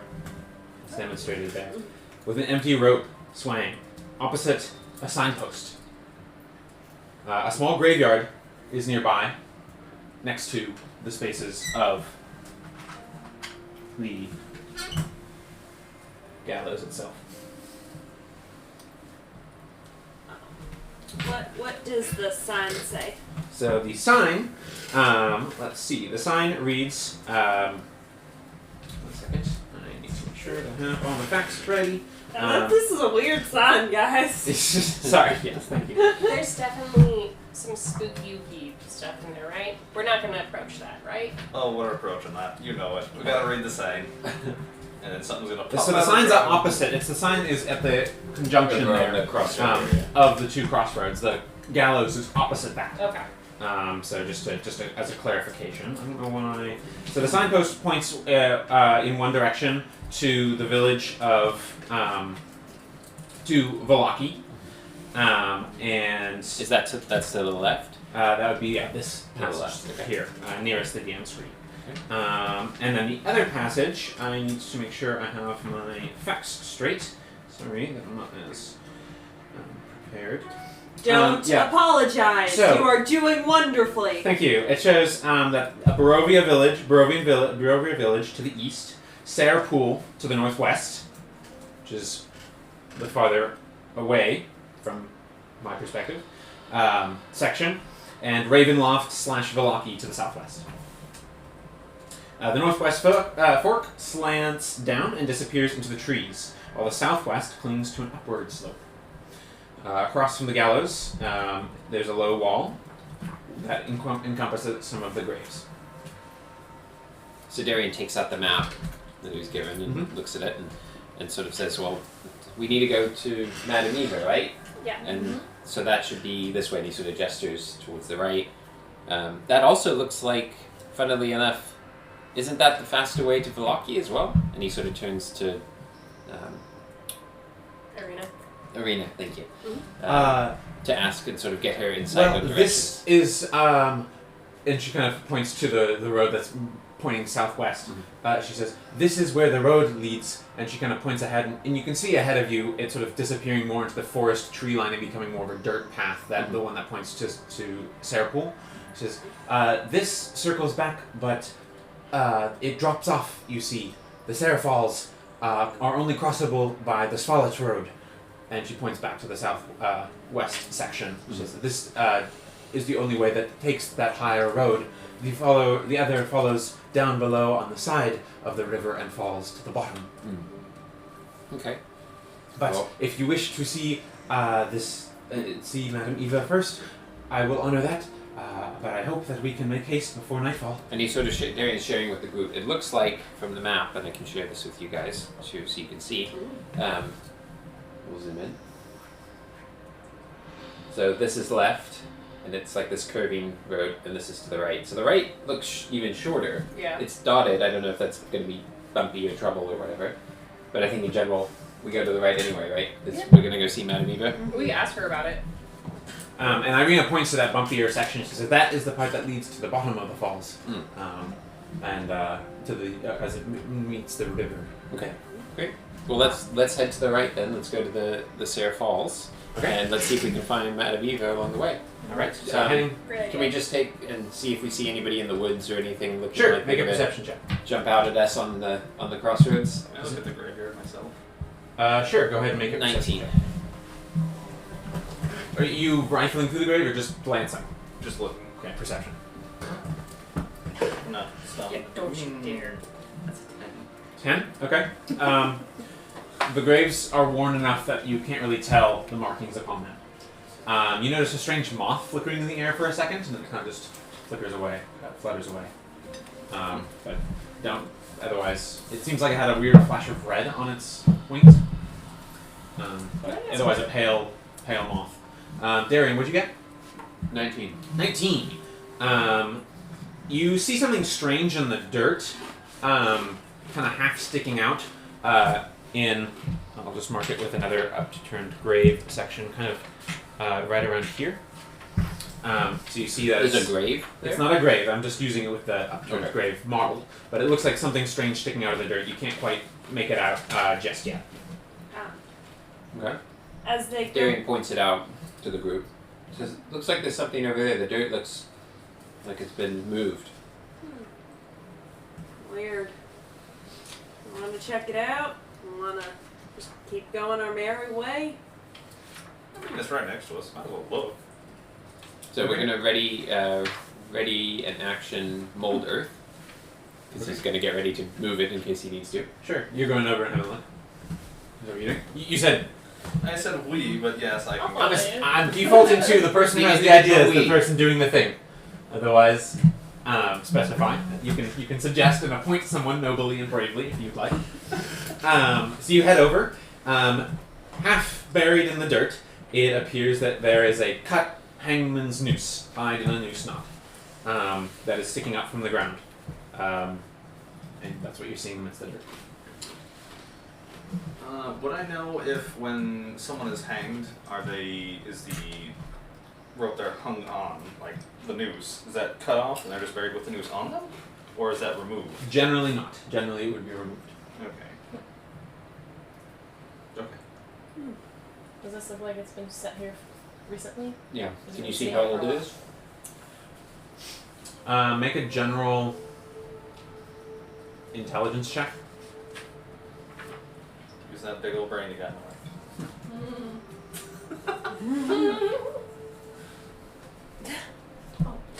Wow. 13. Hard to say. Looks like it's been here a fair bit. Doesn't look like it's recently disturbed. It's set here for a bit. I don't like this, but perhaps we should be going. Yep. Let's hurry on. Okay. Oh, we'll just like be like, and just like start walking towards the pool direction. They're walking away. Mary Lou look at Darian, look at the graveyard, look at Darian specifically toward where he stowed the foot. No, she won't say anything. He's not even looking at you. He's just continuing on his way. He's upset with the two of you in general. Okay. Well, you're moving along, and you hear it from behind you, and you turn back to look, and where you see, dangling from the noose, you see a corpse that wasn't there before, Whoa. swinging, tall and lanky stranger wearing a hood covering the face, just dangling. Was that what? Mary Lou. Instead, you see someone rather familiar to you. You see a young girl who strikes frightening resemblance. It appears to be who I'm implying it to be without spoiling things. No, I understand who. Jane, yes? Yes. That is what it looks like. No, and she'll book it. Okay, so you're heading right back to it. So So it's just a covered corpse, as far as we're concerned. all the rest of you, it seems like a tall And so we male started yelling figure. to you like, don't. No. And she's like beelining. Are you guys going to try and hold her back? I'm gonna try and follow I mean, her. I and, can't. not let I don't have the strength to. Okay, so I you're will following. try. Yes. You're going to try? Okay, Try. each of you make a strength check. Is this strength or athletics? I would say athletics. Okay. He had Darian had mold earth ready. Can he try to use that to make a trip? I would say you were carrying your attention ready around the noose stuff, and this is more of a Oh, you might. 13. Are we using athletics or strength? athletics. So that's 26. 26. So you're like grabbing her, and she's like, clawing madly against it. No. And I mean, he's like, "What is going on? Calm down. I didn't see that before, but let's go. Let What's go. going on? What's Let- happening? Calm down. Let go. And it's devolved. It's not words anymore. It's just yelling. Okay. Oh, Would you like to rage? I would like to rage. Okay, I mean, not go ahead for and us, make but another one. Now you get advantage, contested by him. And clearly, she is like like nothing else matters. Clearly to her. I cannot roll today. Uh-oh. Can I roll? Go ahead, roll. You can do it. Oh, that's a 7. So that 16. is Okay. 13. Yeah, so this time, in her rage, and you see almost like the tattoo scars on her forearms seem to like brighten with like an orangey glow. She like does that move where you kind of tilt to one side and your weight gets thrown off of her, and then she like elbows you a little bit away, and she books it up the steps to see what to your eyes is a hanging lanky male figure, and to you is this young girl. Yeah. So what are you doing? She'll use her axe to cut the rope down. Okay. No.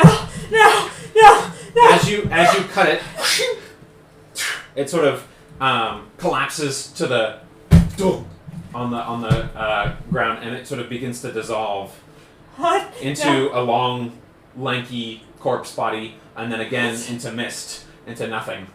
What? And for a second, you're just stunned. All of you are like, "What the heck is going on?" The tall, lanky figure also disappears and appeared to be cut down, and then was disappeared. Has been has dissolved, and then you hear. And from where it dissolved, the mists congeal, and a ghostly hand reaches out toward you. I need everyone to roll initiative. Oi. Did you practice that? In front of the mirror twice a day.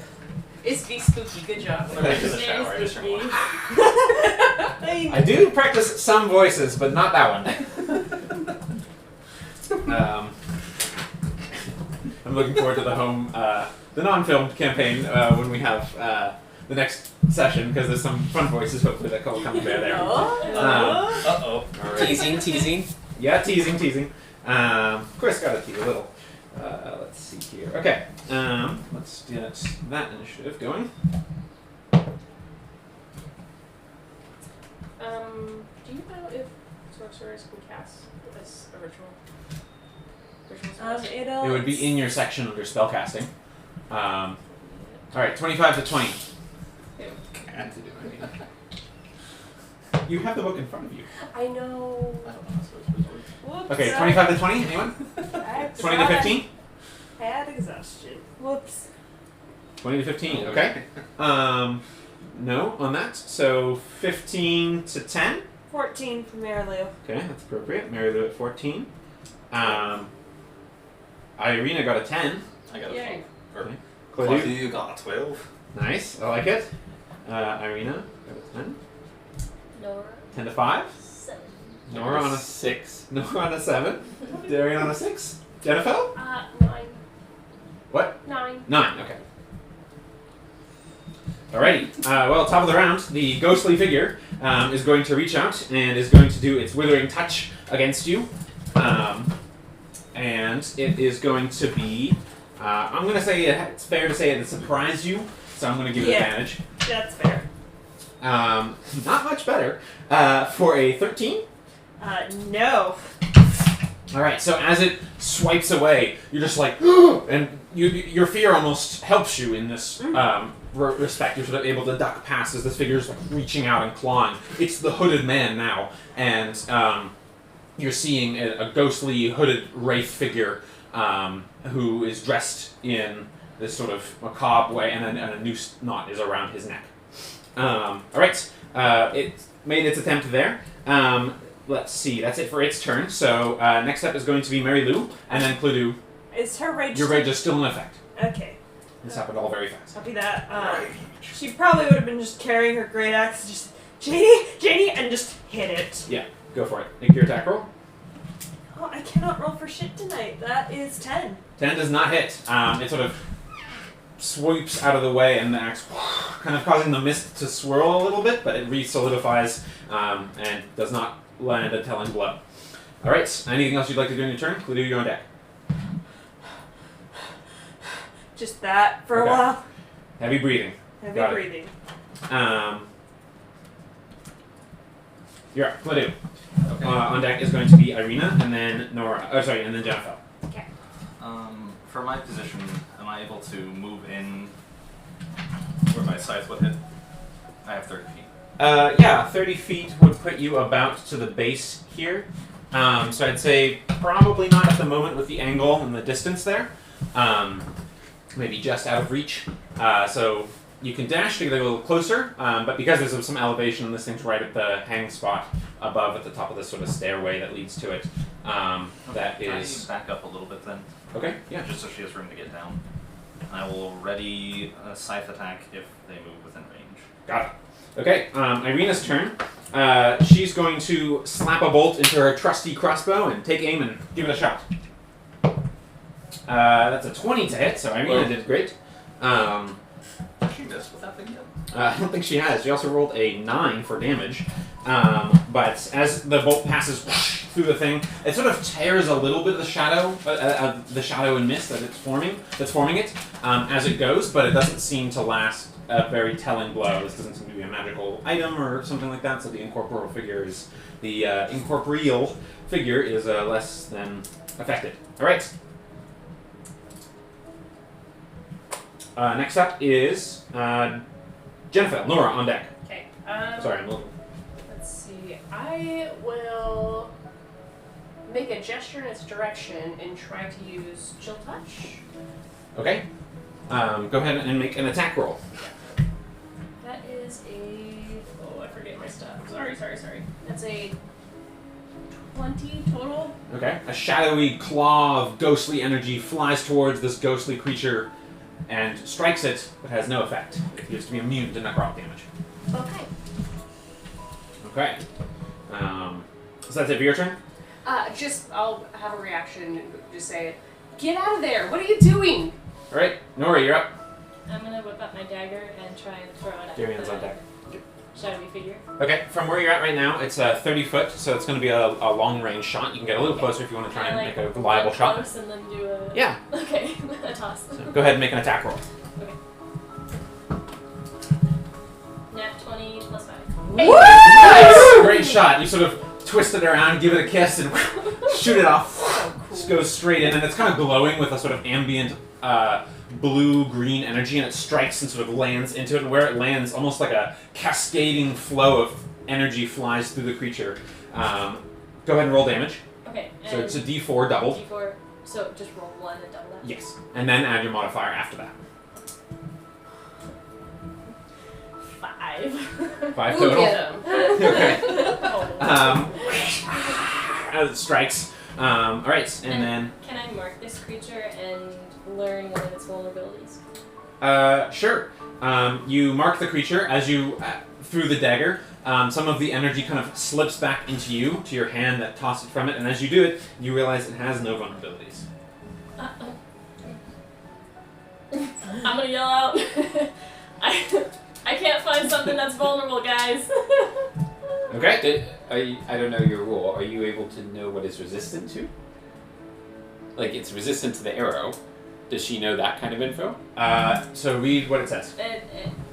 When marked, I can learn one fact about the creature of my choice. Either one resistance, vulnerability, spell it knows, blah blah blah. So, Unfortunately, you chose vulnerability, which it has none to. But you can surmise from given other facts. Okay, moving on. That's it for that. Darian, you're up. The next player to act will be Mary. The platform itself, is it as it is there? It is as it is, with 2 stair steps up to the actual the actual gallows. Okay. Darian's going to select... He's going to move 15 feet closer. Okay. Excuse me, I'm going to sneeze. Are ya? Don't you do this. And then he's going to cast Create Bonfire in the middle there, 5-foot circle, Okay. and touching the monster. Got it. So it needs to take a dex save. Alrighty. What's your DC? 14. Got a 10, so it's a fail. So some silvery, bluish tinged flame, just at the very There he tips, goes like... whooshes up from non-existent kindling underneath it, but crackling like a pleasant fire. And it brings the smell of marshmallows to mind. Go ahead and roll for damage. Marshmallows, burning, hanged 4 men. damage. 4 points of fire damage. This seems to take full effect, and the creature recoils from it. Here, though, it pulls back. It's now on its turn. It's going to move slightly down to position between the two here. Is it in range of me now? No, because you backed up, remember? thank you for the token there. It's just going to move up, and then it pulls back its hood, and beneath is a horrifying visage of sunken, dead tissue, half-rotten bone, and the face of a cruel man. Everyone within 60 feet that it can see has to take a wisdom saving throw. Wisdom save. Go ahead and roll for Ireena. I have a bad sense of. I'm probably going to use it. I'm gonna use DM inspiration for that. Yep, okay. Ireena passed, that's good. Whew. That was a nat 1. That's a pass. Yeah, it's a good thing you had a reroll. Nora? Yeah. 13. That's a pass. Oh, 14. That's a pass. I'd like to say this doesn't happen very frequently. I got a nat 1, and then I re-rolled with DM inspiration and got an nat 20. Hey! Very good. Nicely done. And it's Natural 20. Alright, and Pladu? That is going to be a 24. 24. Alright. Can you say, is this a charm effect? No. Okay. All of you, while you have dealt with, while this might have been a frightening and horrific visage, after your trials and tribulations together in the house, and in the meantime of what you've uncovered, seeing Doru and other frightening things, perhaps this is not the most frightening thing you have seen. And as it pulls back its hood, it seems a little embarrassed that it didn't make anyone hurt with its effect. Kicks the dirt with its ghostly foot, and stomps a little bit, and moves on. Nice job, everyone passed. DC was 13, so good job. Lulu, you're up. Okay. Pladu on deck. Everything, almost seeing this horrifying face almost seems to relax a little. Okay. We're gonna die. Just another bad guy. Go for it. Bad guy. She'll attack the great axe, and she will do it recklessly. Okay, go ahead with advantage. Ferocious at the sight of this creature masquerading as her, whatever that individual was to her. Her relation. Her relation. Yeah. 21. 21 hits. Go ahead and roll damage. This would be great axe, right? That is cocked. I'm gonna. Okay, that is. Yeah, that's great axe. 15 points of slashing damage. Okay, reduced to 20. Reduced to 7. Reduced to 20. That's math right yeah. there. Quick maths. Yes, reduced to 20 exactly. As you again swath through it, it seems to hurt it, but not as effectively as the dagger seemed to strike for what little of a weapon it was. Is that it for your turn? Yeah, but. All right, Pladu, you're up. Okay, so now it's on the lower rung. That's correct. Can I move just within range so Sure. I can hit it with my scythe blade? Yep, right there. Go. I'll take a swing. Yeah. Big two-handed scythe of bone, black and white, and with scales worked into the handle. Strike. 24. 24 hits. Man, go ahead and roll damage. That's only one. Can you chill? I can. Right. Please don't chill. Yeah, I like actually, please don't. That will be 12 damage. 12 points of damage. Very nice.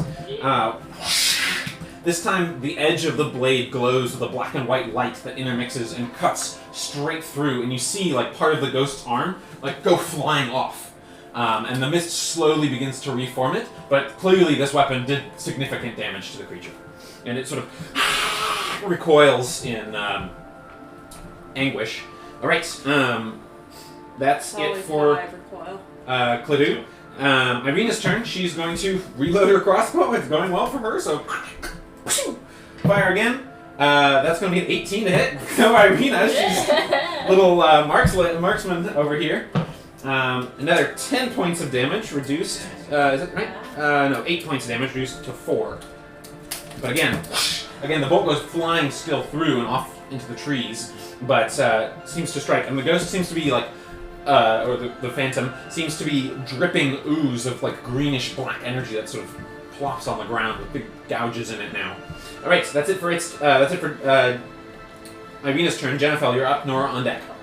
I'm going to see Ireena do it, and I'm like, I'm going to try that. I'm going to shoot with a crossbow. Okay. What in the world? Why is it so polar today? I got a nat 1. Okay. You're sort of right, crossbow, and off it goes.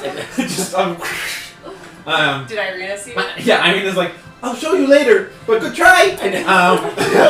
But you're only rolling 20s and 1s. That's it. Yeah. You might as well just flip a coin. Yeah. That's it for your turn? Yeah. Okay. That's it for Jennifer. Nora, you're up. Darian on deck. Is he he's looking hurt. Yeah, it's bleeding, ghostly bits. Okay, I'm gonna do a two-handed longsword swipe. Okay. Pulling your longsword. Go ahead and make your attack. That was also a car. It's not Nicholas. What's your result? Pretending to be Sarah? honest. 11? 11's just what you needed. Car or okay. sound effects. This is a new, Go ahead and roll new damage. sub game. D10. That'll be 11. 11 points of damage, reduced to 5, rounding down. Alright, creature's looking severely hurt even as you're sort of tearing away, and it seems like it's having a harder time reforming after each strike in its essence. I'll put my shield up. Okay, and then pulling up your shield, you're ready for retaliation. Darian, you're up. So Darian's going to move here. Okay. So he can get a good clean line of sight, and then he's going to cast Gust Okay. and push it directly away. Alright, what's the It's a save, strength and what's the test DC? Against 14. Okay, it got a 3, Okay. and sort of and kind of gets blown back directly away, so off the Off to pedestal. 5 feet away, and then Yeah. you guys should get attacks of opportunity because it's now. Very nice, yeah. Oh, Nora nice. and Nora, Cladu, and Mary Lou can all make attacks of That was really opportunity. clever, Michael. Kill it now, he's yelling. Alright, Nora. 18. That's hits, go and roll damage. 25. Hits, roll damage. 1. How the mighty have fallen! I wasn't ready for it, okay? You swipe and give Nora the barest bit of haircut at the very edges. I like to wear it. But It otherwise. was fine. Alright, what was the damage of those two? 6. 6? Do you add rage damage to opportunity attacks? Yes, all attacks. 15. 15 and 6. 6. So 21 points of damage, halved to 10. That's still more than enough. And as this creature's being blown away, you're sort of hacking into it, and the two of you together like crash down into where its head is, and it sort of dissipates and gets blown to the wind. Gone it is. Jennifer's clapping. Alrighty, very nice. Well, with that, we're going to go ahead and cut to a break there as the team uncovers the following deals. So I'm going to, the aftermath of their combat. So let me go ahead and cut to a break here. We'll be back in maybe 5-10 minutes.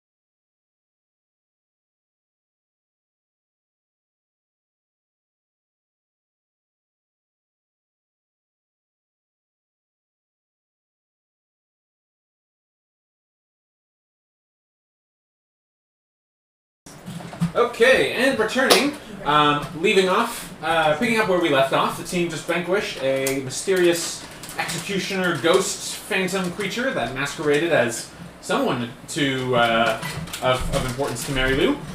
And as the team vanquished this individual, they noticed something fluttering down from the gust of wind, perhaps from amidst the immaterial robes, a small object that falls to the ground. Any guesses what that is, guys? Something inconsequential, I'm sure. Definitely not Let's take a 3 look. inches by 2 inches in nature. You look down and it is indeed what appears to be a playing card. Another one, this time that of the executioner. Ooh. Oh. I feel like Darian gets that one for that clutch gust. I get that one. I'll take that one. The executioner. Alrighty. And Ireena's like, ooh, what is that? I do not know.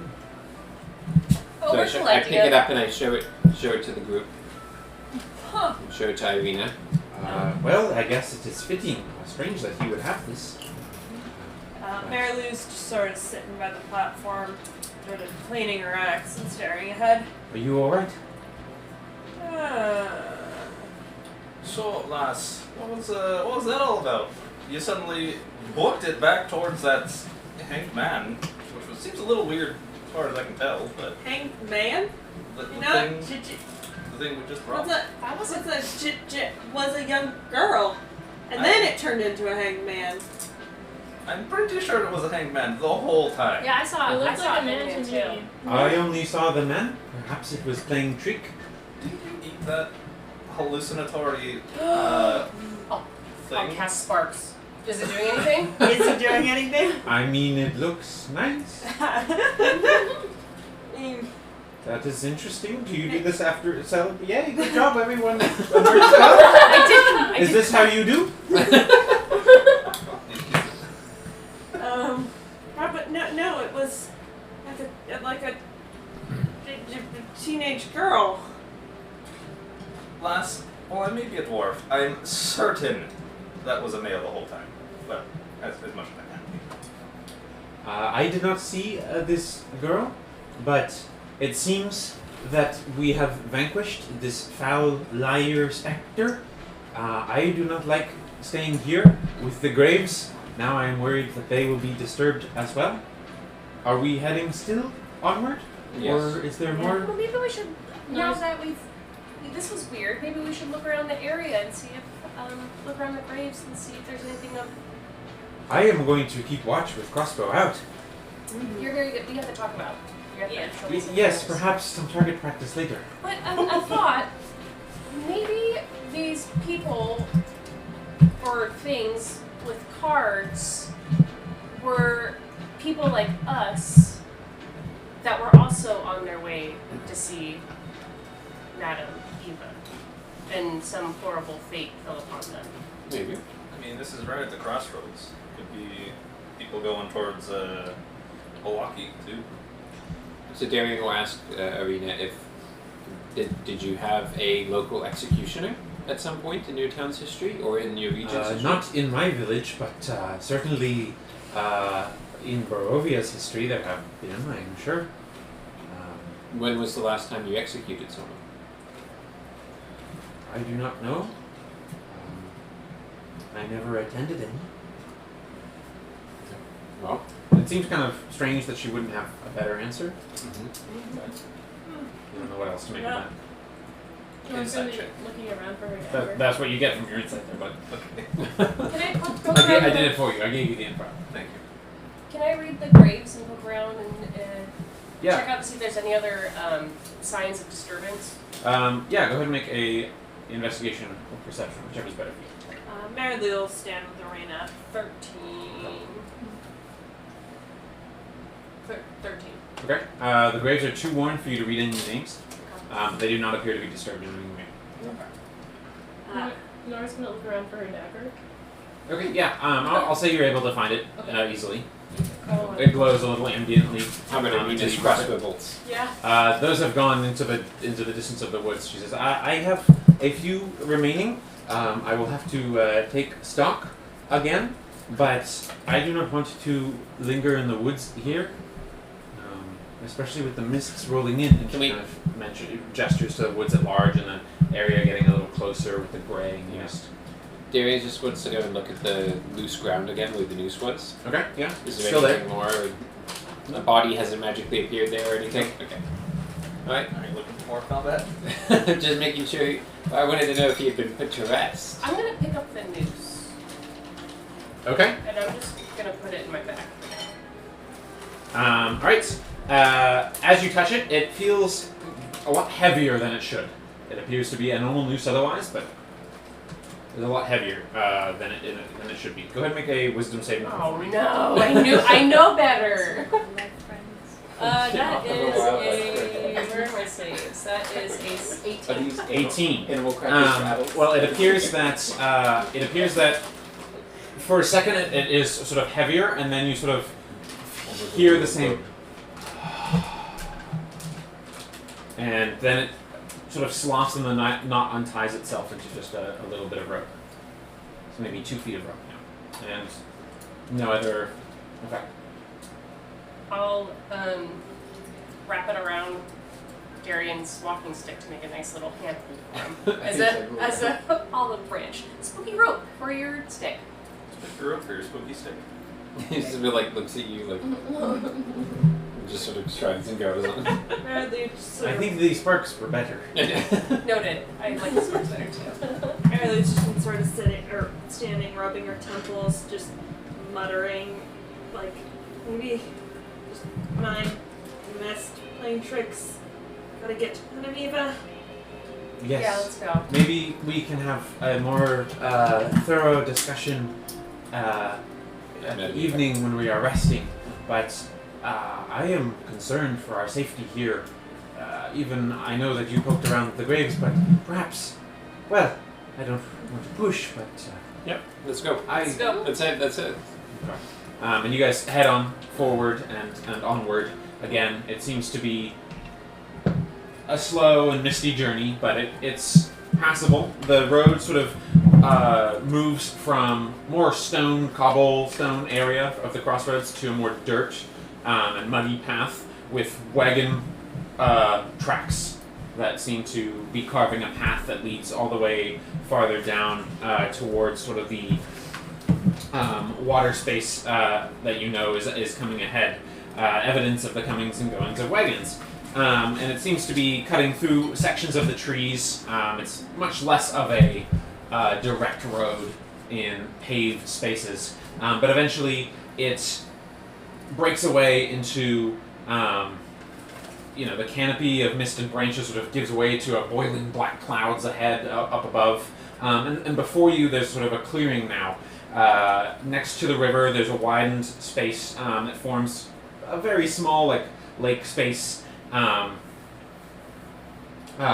There are farther down the river. You can see where it forms even larger lake, but this here is like a little pool, and you guess that this is the Tser pool that was mentioned. There are multiple colorful tents pitched here, and they're pitched around a ring of some barrel-topped wagons with colorfully draped horses nearby, staked and grazing. And the edges. There seems to be a sort of mournful accordion strain that clashes with the singing of several brightly clad figures here around a bonfire, and the footpath continues, meandering northward away from the camp and towards more foresty space. So I'm going to clear away some of the terrain here and just give a better clarification of what is going. So this was after a little bit of travel, but otherwise no event further in the experience as mentioned. So we're gonna just take these off. I'm just gonna take these off, and I'm going to take out. We'll take out both of these.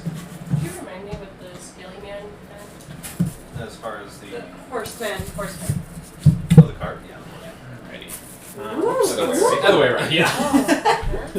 Man. Surprise water out of midair, mid-ground. I mean, is it the weirdest thing we've come across?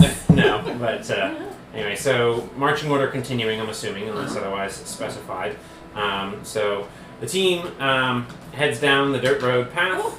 That's okay, it's not there anymore either, so just take that. Remove it. Token. Just occasional little sparse clearings of wood. And then we've got wagon and some brightly colored horses. This is my campfire. Amazingly, through all of this, I don't have a campfire, so it's a little bit strange. Here, I'll move the horses. These are my tents. Also, I don't have tents. It's a straight up Roof. I mean, it's a roof over your head. The tent, isn't it? It's not What bad. about a portable tent? tent shape, at least part It's of it. pretty good. Yeah, it serves the purpose. It serves the purpose. It's a tent The with floating stone should be. some impressive tent work. Yeah. So anyway, we've got this sort of motley mixture of colorful individuals here making merry among their campfire space. Kind of a mixture of colorfully dressed traveling figures similar to those who welcomed you and carried you forward into Barovia as a whole when you met. What was that guy's name? Stanimir. Stanimir. Stanimir. So, as you guys are moving forward, and the warm smell of cookings on the fire draws you nearer, as well as the sort of discordant music of mournful accordion and joyous singing, you approach. These individuals seem to be making merry. They are looking at you as you're approaching. They're sort of a little darker skinned than many of the people you've seen here before. Maybe a lot of time exposure to sunlight, darker hair, bright colors of oranges and greens and purples and reds. And they're clearly drinking and sort of laughing uproariously, sort of intoxicated. And it seems like as you're approaching, you're hearing one of them, it seems to be telling some sort of story, and stops halfway through. It's a lady, and she says, "Ahoy, travelers! Welcome in, come, join a piece of our fire. Come, pull up and share the news of the road. What brings you to our little humble pool here?" Hello. Yes, we would love to. We are actually here looking for one Madam Eva. Do you know the name? Oh, yes! Madam Eva, she is a fantastic knowledgeable individual. Kind of hiccuping and burping through the alcohol. She points to the largest tent, the one with the floating stone chimney. And she says, "Yes, there she resides. Not one for as much merriment as some of the gifts that she has bestowed upon keep her a little bit apart. But if you'd like to share in the fire and in our space, it seems that you are travelers, judging by your cloth, from far away. Who and where are you from? What brought you to this land?" Oh, Forgive my manners. Sorry to cuss across you, but we must of course do introductions. I myself am Cesarina, and these are some of our family, the travelers upon the road. Mariah, Vigo, Otto, Stefan, Valentina, Dimitri. And she kind of gives a little flair and flourish to each of these individuals, and she says, "Again, I am Cesarina, at your service. And who am I addressing?" It's Tessarina and the Russians. Yeah. So, I'm Darian. Everyone's gonna introduce her. Darian, Mary Lou. Jennifer. Oh, very nice. I like you. it. Well, dude. Very nice. Yes, it's been a long time since we've seen some of the short and stout folk. And you, great lady. Hello, Nora. And you there in the back. And Ireena is clearly like keeping her distance a little bit. I am Ireena. It is a pleasure to meet you, Cesarina. We were just stopping by, and my friends wanted to speak with Madam Eva. Oh, yes! Well, of course you can do that! But tell us, friends of the road, what brought you here? We were summoned by Madam Eva. Summoned? And how did you find us? It appears to be maybe your kinsfolk. A man named Stanimir and... Oh, Stanimir! It is good to hear of him. How is that old rascal? Still wandering all sad and lonely and lost? He seemed to be enjoying himself plenty, but he didn't want to accompany us back here. Good. He does not belong here. What? Oh, well, a misunderstanding. He broke the laws of our people. What? But in any case, Yes, well, never mind such morbid talk. Come, enjoy our fire, our wine. Have wine and enjoy the music and its savoring. Ireena, is your wine, does it happen to be Purple Grape Mash number 3? Indeed, most of it is. I'm But a we huge even fan. have some of the other vintages, perhaps. And the guy she introduced as Vigo leans over. Oh, there's good stuff. She likes the grape mash. Just take that. Yes, we have purple grape mash number 3. Here it is. And she Fantastic. hands you like a flagon of skin of wine. Great. And I'll start drinking. Well, if you wish to see Madam Eva, there she is. Otherwise, we are just engaging in some stories. Do you have stories of the road, or would you prefer to down to business first? Business, the merriment after? We've traveled a long way. Why don't we say Mary? Well, of course you are staying here, part of our family here at the campsite. A fire to welcome you, some wine to warm your bellies. Go, speak, and we will have story time later. Sounds great, Thank you. Ireena. Yeah. Thank you. We've had great dealings with your kin and your folk, so we look forward to your company later this evening. Quick question. Do you have a doctor among your traveling troupe? Or a high-level cleric. I do not know of this high-level cleric that you speak, but I know something of medicinal bandages and skill there, but if you are seeking true resources and great doctor folk, the village of Vallaki is probably your best bet. A little bit farther down the way, I see you are lacking in some attention, but certainly we could fashion a working peg leg or something for you. Your stick seems to be doing okay, but let us know if we can make you more comfortable. A pillow to prop up your foot or something like that. So Jerry said, I'll talk with you later. Let's talk with Madam Eva first, but I'd love to take you up on that. All right. Distracted. You guys head in to the tent, and here the flames cast a reddish glow over the interior of the tent as you peel back the canvas. And it reveals a low table covered in a black velvet cloth. Glinting of light seems to flash from a crystal ball on the table as a hunched figure peers into its depths. As the crone speaks, an individual you've seen before and recognized from your dreams. Her voice crackles like dry weeds. At last, you have arrived. Well, let's get to it. Certainly you have questions, things to be foretold. You travelers are always seeking more. Come. Who will speak first, or shall we do you all together? Where is she? Real quickly before we go into it, does somebody have the horse card? The very first card? I do. Yeah, okay, sorry. She? Who is this she that you speak? Yeah, the one you sent the dream about. I cannot tell direct truth. Perhaps this is a good segue. We can do your individual readings first, but I will only do them individually. The rest of you must wait outside, unless you would like to begin with what else I have to tell you together. That's You see, you're here for a reason, and I can define that reason. Does she clearly recognize us?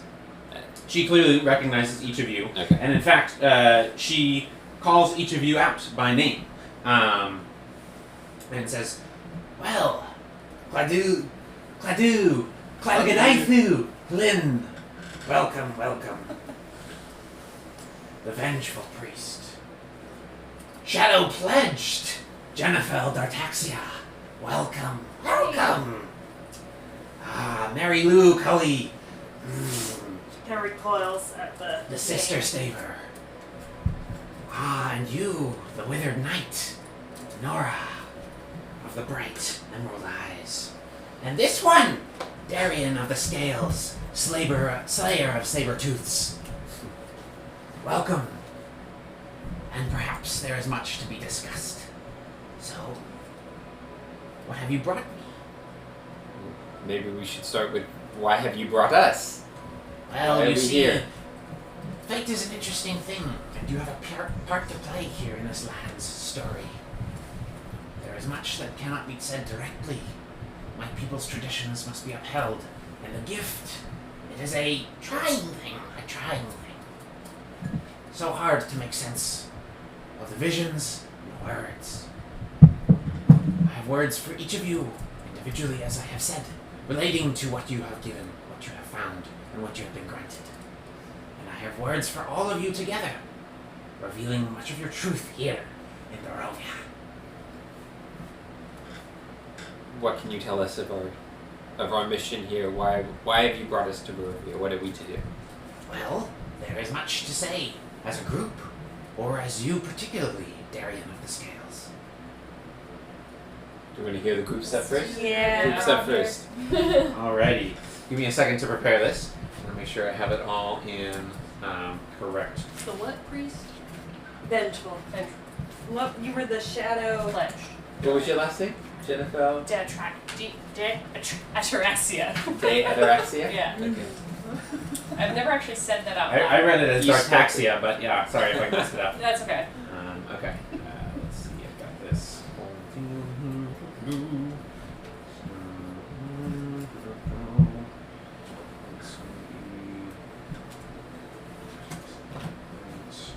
Bear with me just a second. I'm just getting everything correct. It's getting serious. Might I have some more cookies? Those cookies are really good. There goes the serious. Can't stand too long, I just right? put them below the table so that it's not like. So we're not giving And free everybody's advertisements Yeah. to Field Day Organic. We gotta get sponsored, come on. Yes. LaCroix? Not a sponsor, just delicious. Primary placement Right. LaCroix? No. But make an offer. I mean, These tents sponsored by Surfstar, NordVPN. Yeah. Okay, I gotta get this together. Hang on. Gosh dang it. Okay. Nicholas's Notes, sponsored by Audible. Yeah. Okay, so she brings out several cards with a flourish. I'm going to lay them here on the table. Here. Actually, what we can do is we'll push everything here. You wanna push it this way? Yeah, just down the line. I just want to get this on camera. Okay, so with the candles aglow, all right, she lays out cards. Is that showing? Let's see, is it showing? Probably out of focus. Why don't we get this? I'll move this all north. Away. Can we move this just a little bit? Slide that. And then you can put the cards right. Clearly, I'm not a tarot reader in real life. Right here might be the best. Can I move that up a little? That's Yeah. It's picking up. It's fine. Is it? Okay. Alrighty, and she lays these cards on the table out in front of you. I'm gonna move this up so I can stand for this section. Hi. And she kind of taps her fingers all over each of the cards, and breathes in deeply. She kind of lays the card. This card speaks of history, knowledge, and knowing. It tells what will better help you understand the ancient and your enemy. Then she flips the card, and it's the wizard card, and she says, "Built beside the lesser water resides a mummer's tower. Seek riding there if you dare, for knowledge is true power." And as she drapes her fingers forward, this card tells of a powerful force for good, protection, a symbol of holy hope. It's the Avenger card. Hands once clean and now corrupted. Sunlight to make devil disrupted. Find the house of lost knights. Bring vengeful lord his last rites. And this next card speaks of power, of strength, a weapon of vengeance. It's the bishop card. Honeyed doors hide many hoards, riches most forsaken. Among the gold, a blade foretold, to light be awakened.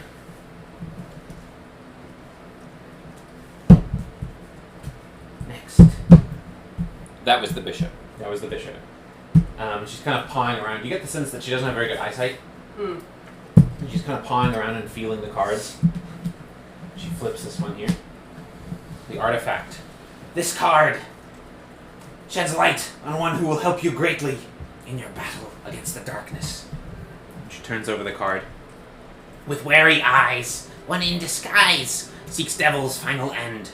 It would be wise to mend the ties, align with this old friend.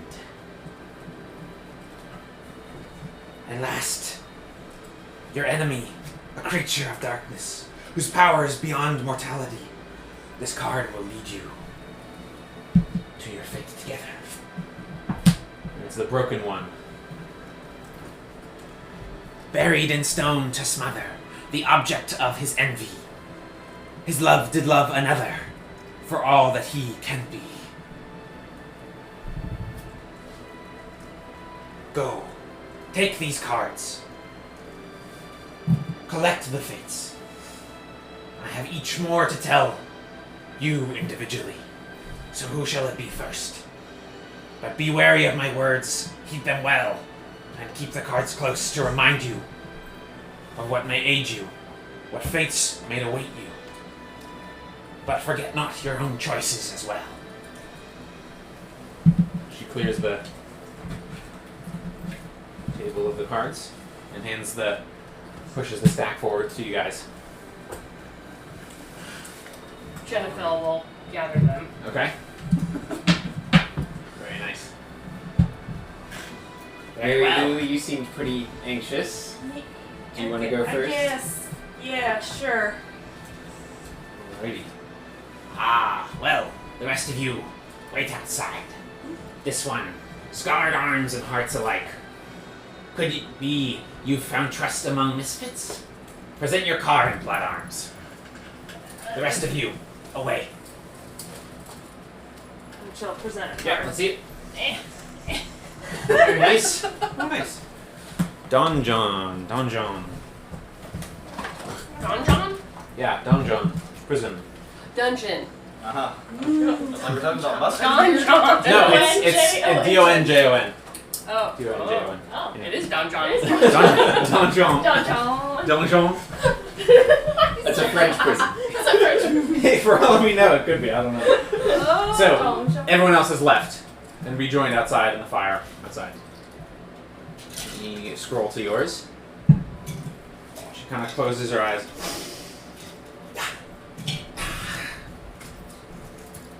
In a drowned village with a dead crow, there sits your chained sister who wants you to know. The house is a lie, dragons don't fly, for mother of your foe. Chain pose. It's your Let me know if you need it repeated. Yes, please. Okay. Fine, a repeat. You're ruining my immersion. In a drowned village with a dead crow, there sits your chained sister who wants you to know. The house is a lie, dragons don't fly, for mother of your foe.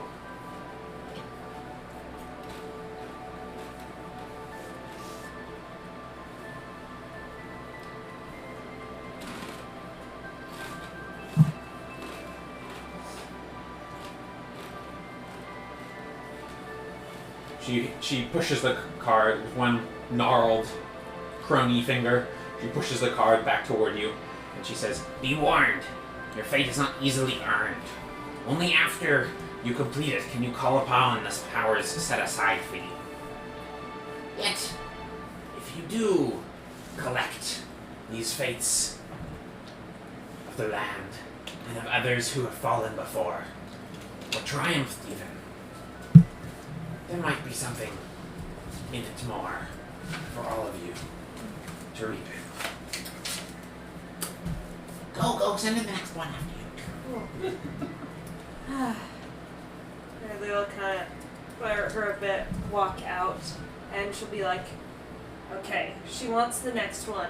Any of you try to use the name Cully on me, we need her, I will punch you in the face. Jadarian steps forward. He's hold her. Okay. You come in. Ah, slayer of cats and blood of scales. Present your card and learn your tales. So, I have my card that you gave to me, but Uh-huh. also one I found along the journey. Ah, So that's the one I yes, found. keep this. Perhaps if you find more, they might be of use. But this, the Abjurer. Ah, yes. Fallen house by dragon of stone. Blood of your blood, missing bone. Faded light, now evil sown. Vengeance worse than wicked crone. So give that to me again. Fallen house by dragon of stone. Blood of your blood, missing bone. Faded light, now evil sown. Vengeance worse than wicked crone. Be warned, your fate is not easily earned.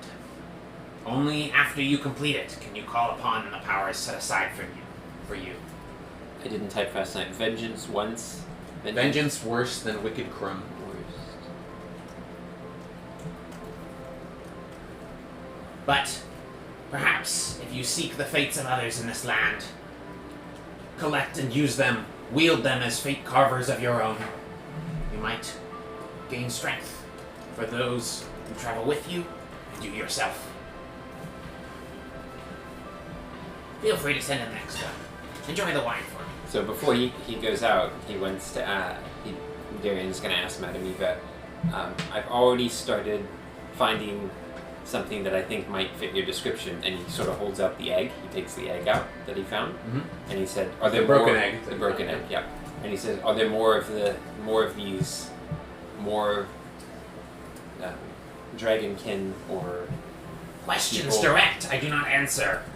This is something you will find if you are brave enough, strong enough, and lucky enough. Can my foot get a reading? You insult me. Send in the next. Okay, he goes back out. Do not risk my ire. Do I get the card back or no? Yeah, she pushes it back to you as she said what she said. Cool. Alright. Who's next? Next! Who's next? Who's next? Jennifer is like hiding. She doesn't want to go in. She's just drinking. That's good. Sure, I'll go. Other way. You head on in, and she said, and she says, Stony heart, an orphan too. What wonders set in store for you? Present your card, please. "Alrighty, transmuter." I love how all of you guys put these in sleeves. That was all thanks to. All thanks to I have two more. you guys. Yeah. I'll bring more next Alright. time. It's just a card. Family axe, paid bloody tax, the scales debt unpaid. Look to the priest's son, fang children have one, until balance is weighed. Oh my gosh. I can't type fast enough. I know. Correct this I way. can't write fast enough, yeah. I'm gonna be watching. Family axe, paid bloody tax, the scales debt unpaid. Look to the priest's son, fang children have one, until balance is weighed.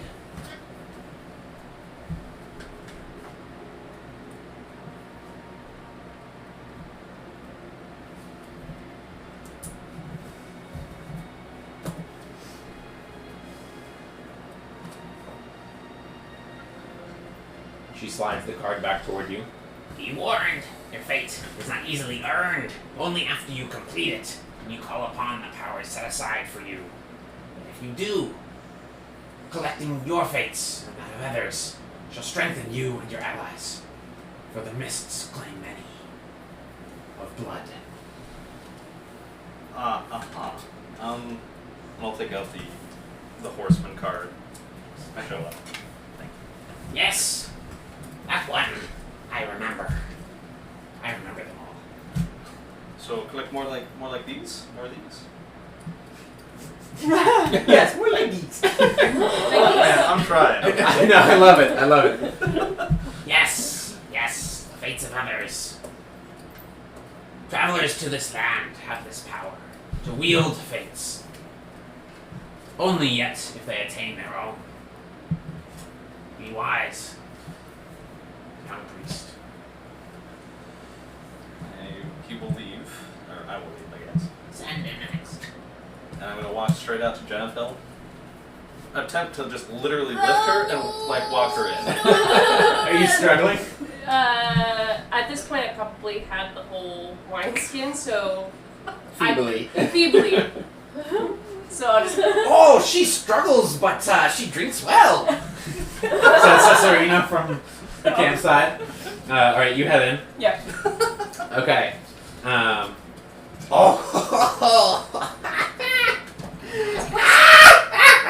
Something funny? Twice born and shadow stained. Brave of you that come here to this land. Present your card to know your fate at hand.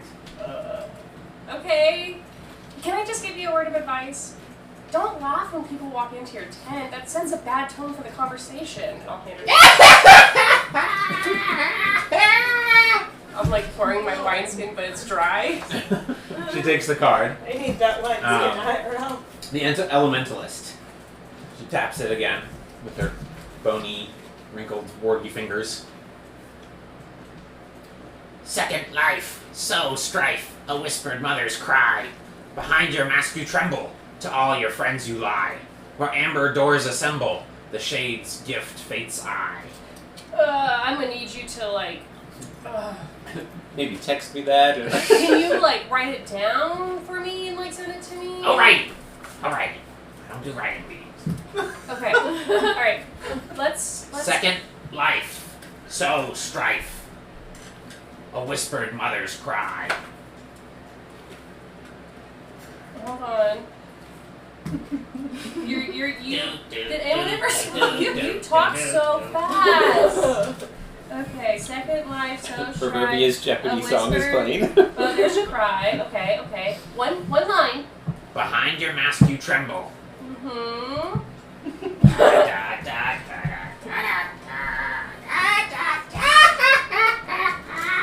See, it's fun for you too.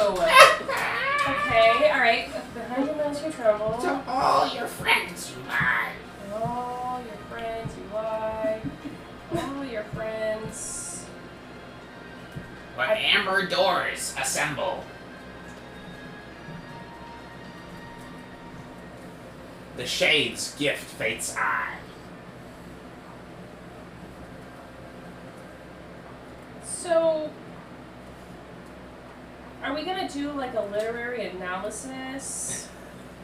She pushes the card back away toward you. Be warned, your fate is not easily earned. Only after you complete it can you call upon the powers set aside for you. What's your card? Is it the chuckler? The cackler? The giggle? The giggle butt? Jennifer's drunk at this point. Well, quite the jokester. I'm sure you'll be laughing. Oh, by what? By the end. The end, my dear. If I But in any case, collect other fates if you dare. If you've completed your own, perhaps you will find a way to bring them to bear. Oh, I've heard of this. This is like, this is a game that came out a long time ago. You basically collected monsters, and then you battle monsters with other monsters, something like that.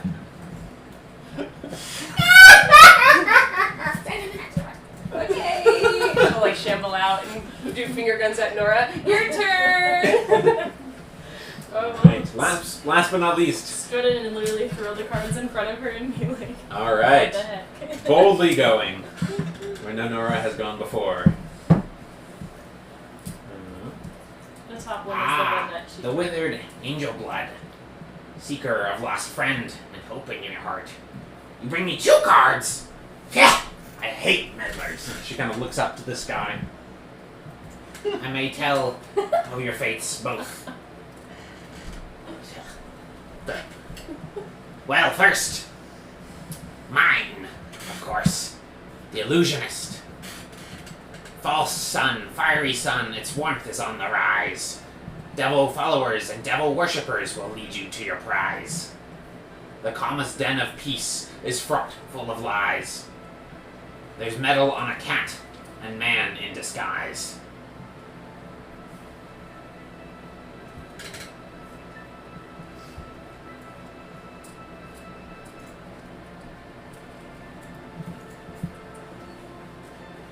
Am I the first to ask for a repetition? No. How much does it pain you? So much. Ruins the rhythm. Do you know how long I spent crafting these? It was beautiful. False I will say. sun. Fiery sun. Its warmth is on the rise.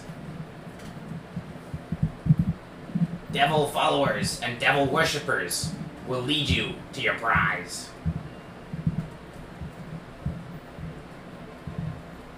The calmest den of peace is fraught full of lies. There's metal on a cat and a man in disguise.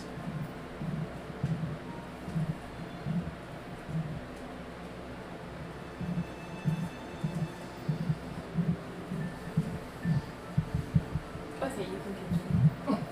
That's the end of that one.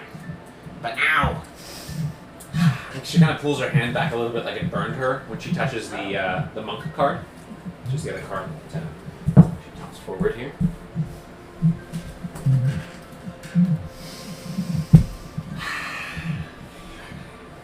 in a place of worship, destroy the sun forsaken. Twisted shame upon his wings, he builds a bride misshapen.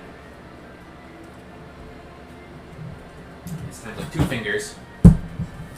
Slides them back to you. Be warned!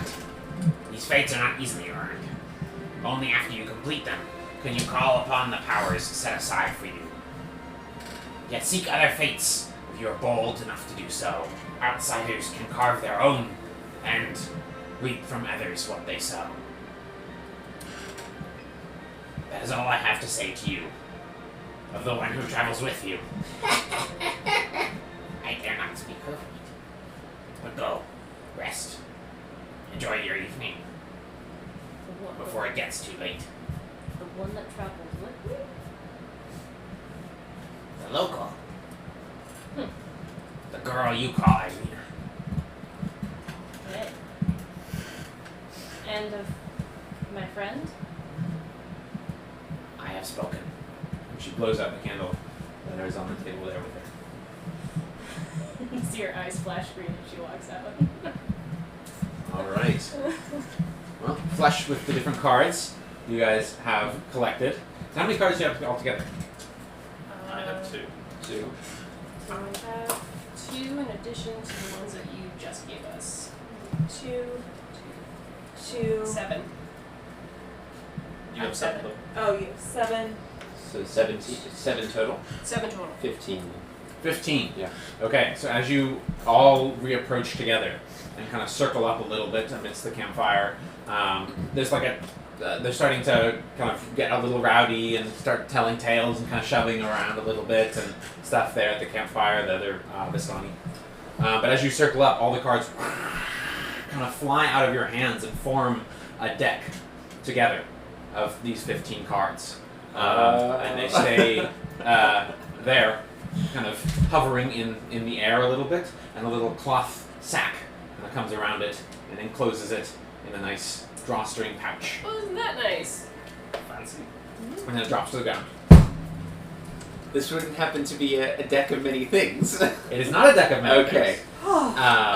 But it is something. Some sort of magical deck. Some sort of magical deck. But as you heard, perhaps there's more that you have We to have do to before unlock you can something to do get its something. power. Mm. In any case, this is probably a good moment for us to start wrapping up for the evening. Yeah. So for those of you who tuned in and watched us, thank you so much. Again, this has been 20-Sided Stories. We will be picking up again next week, hopefully at 6 p.m. And hopefully soon I'll also have YouTube and podcast stuff up and running, so stay tuned for those. Otherwise, yeah, thank you everybody, and thanks to team for hosting and playing and all that. So we'll go ahead and stop the stream there and go ahead and wind it on down. Bye. Bye. Bye. Bye, everybody. Good night. Have a good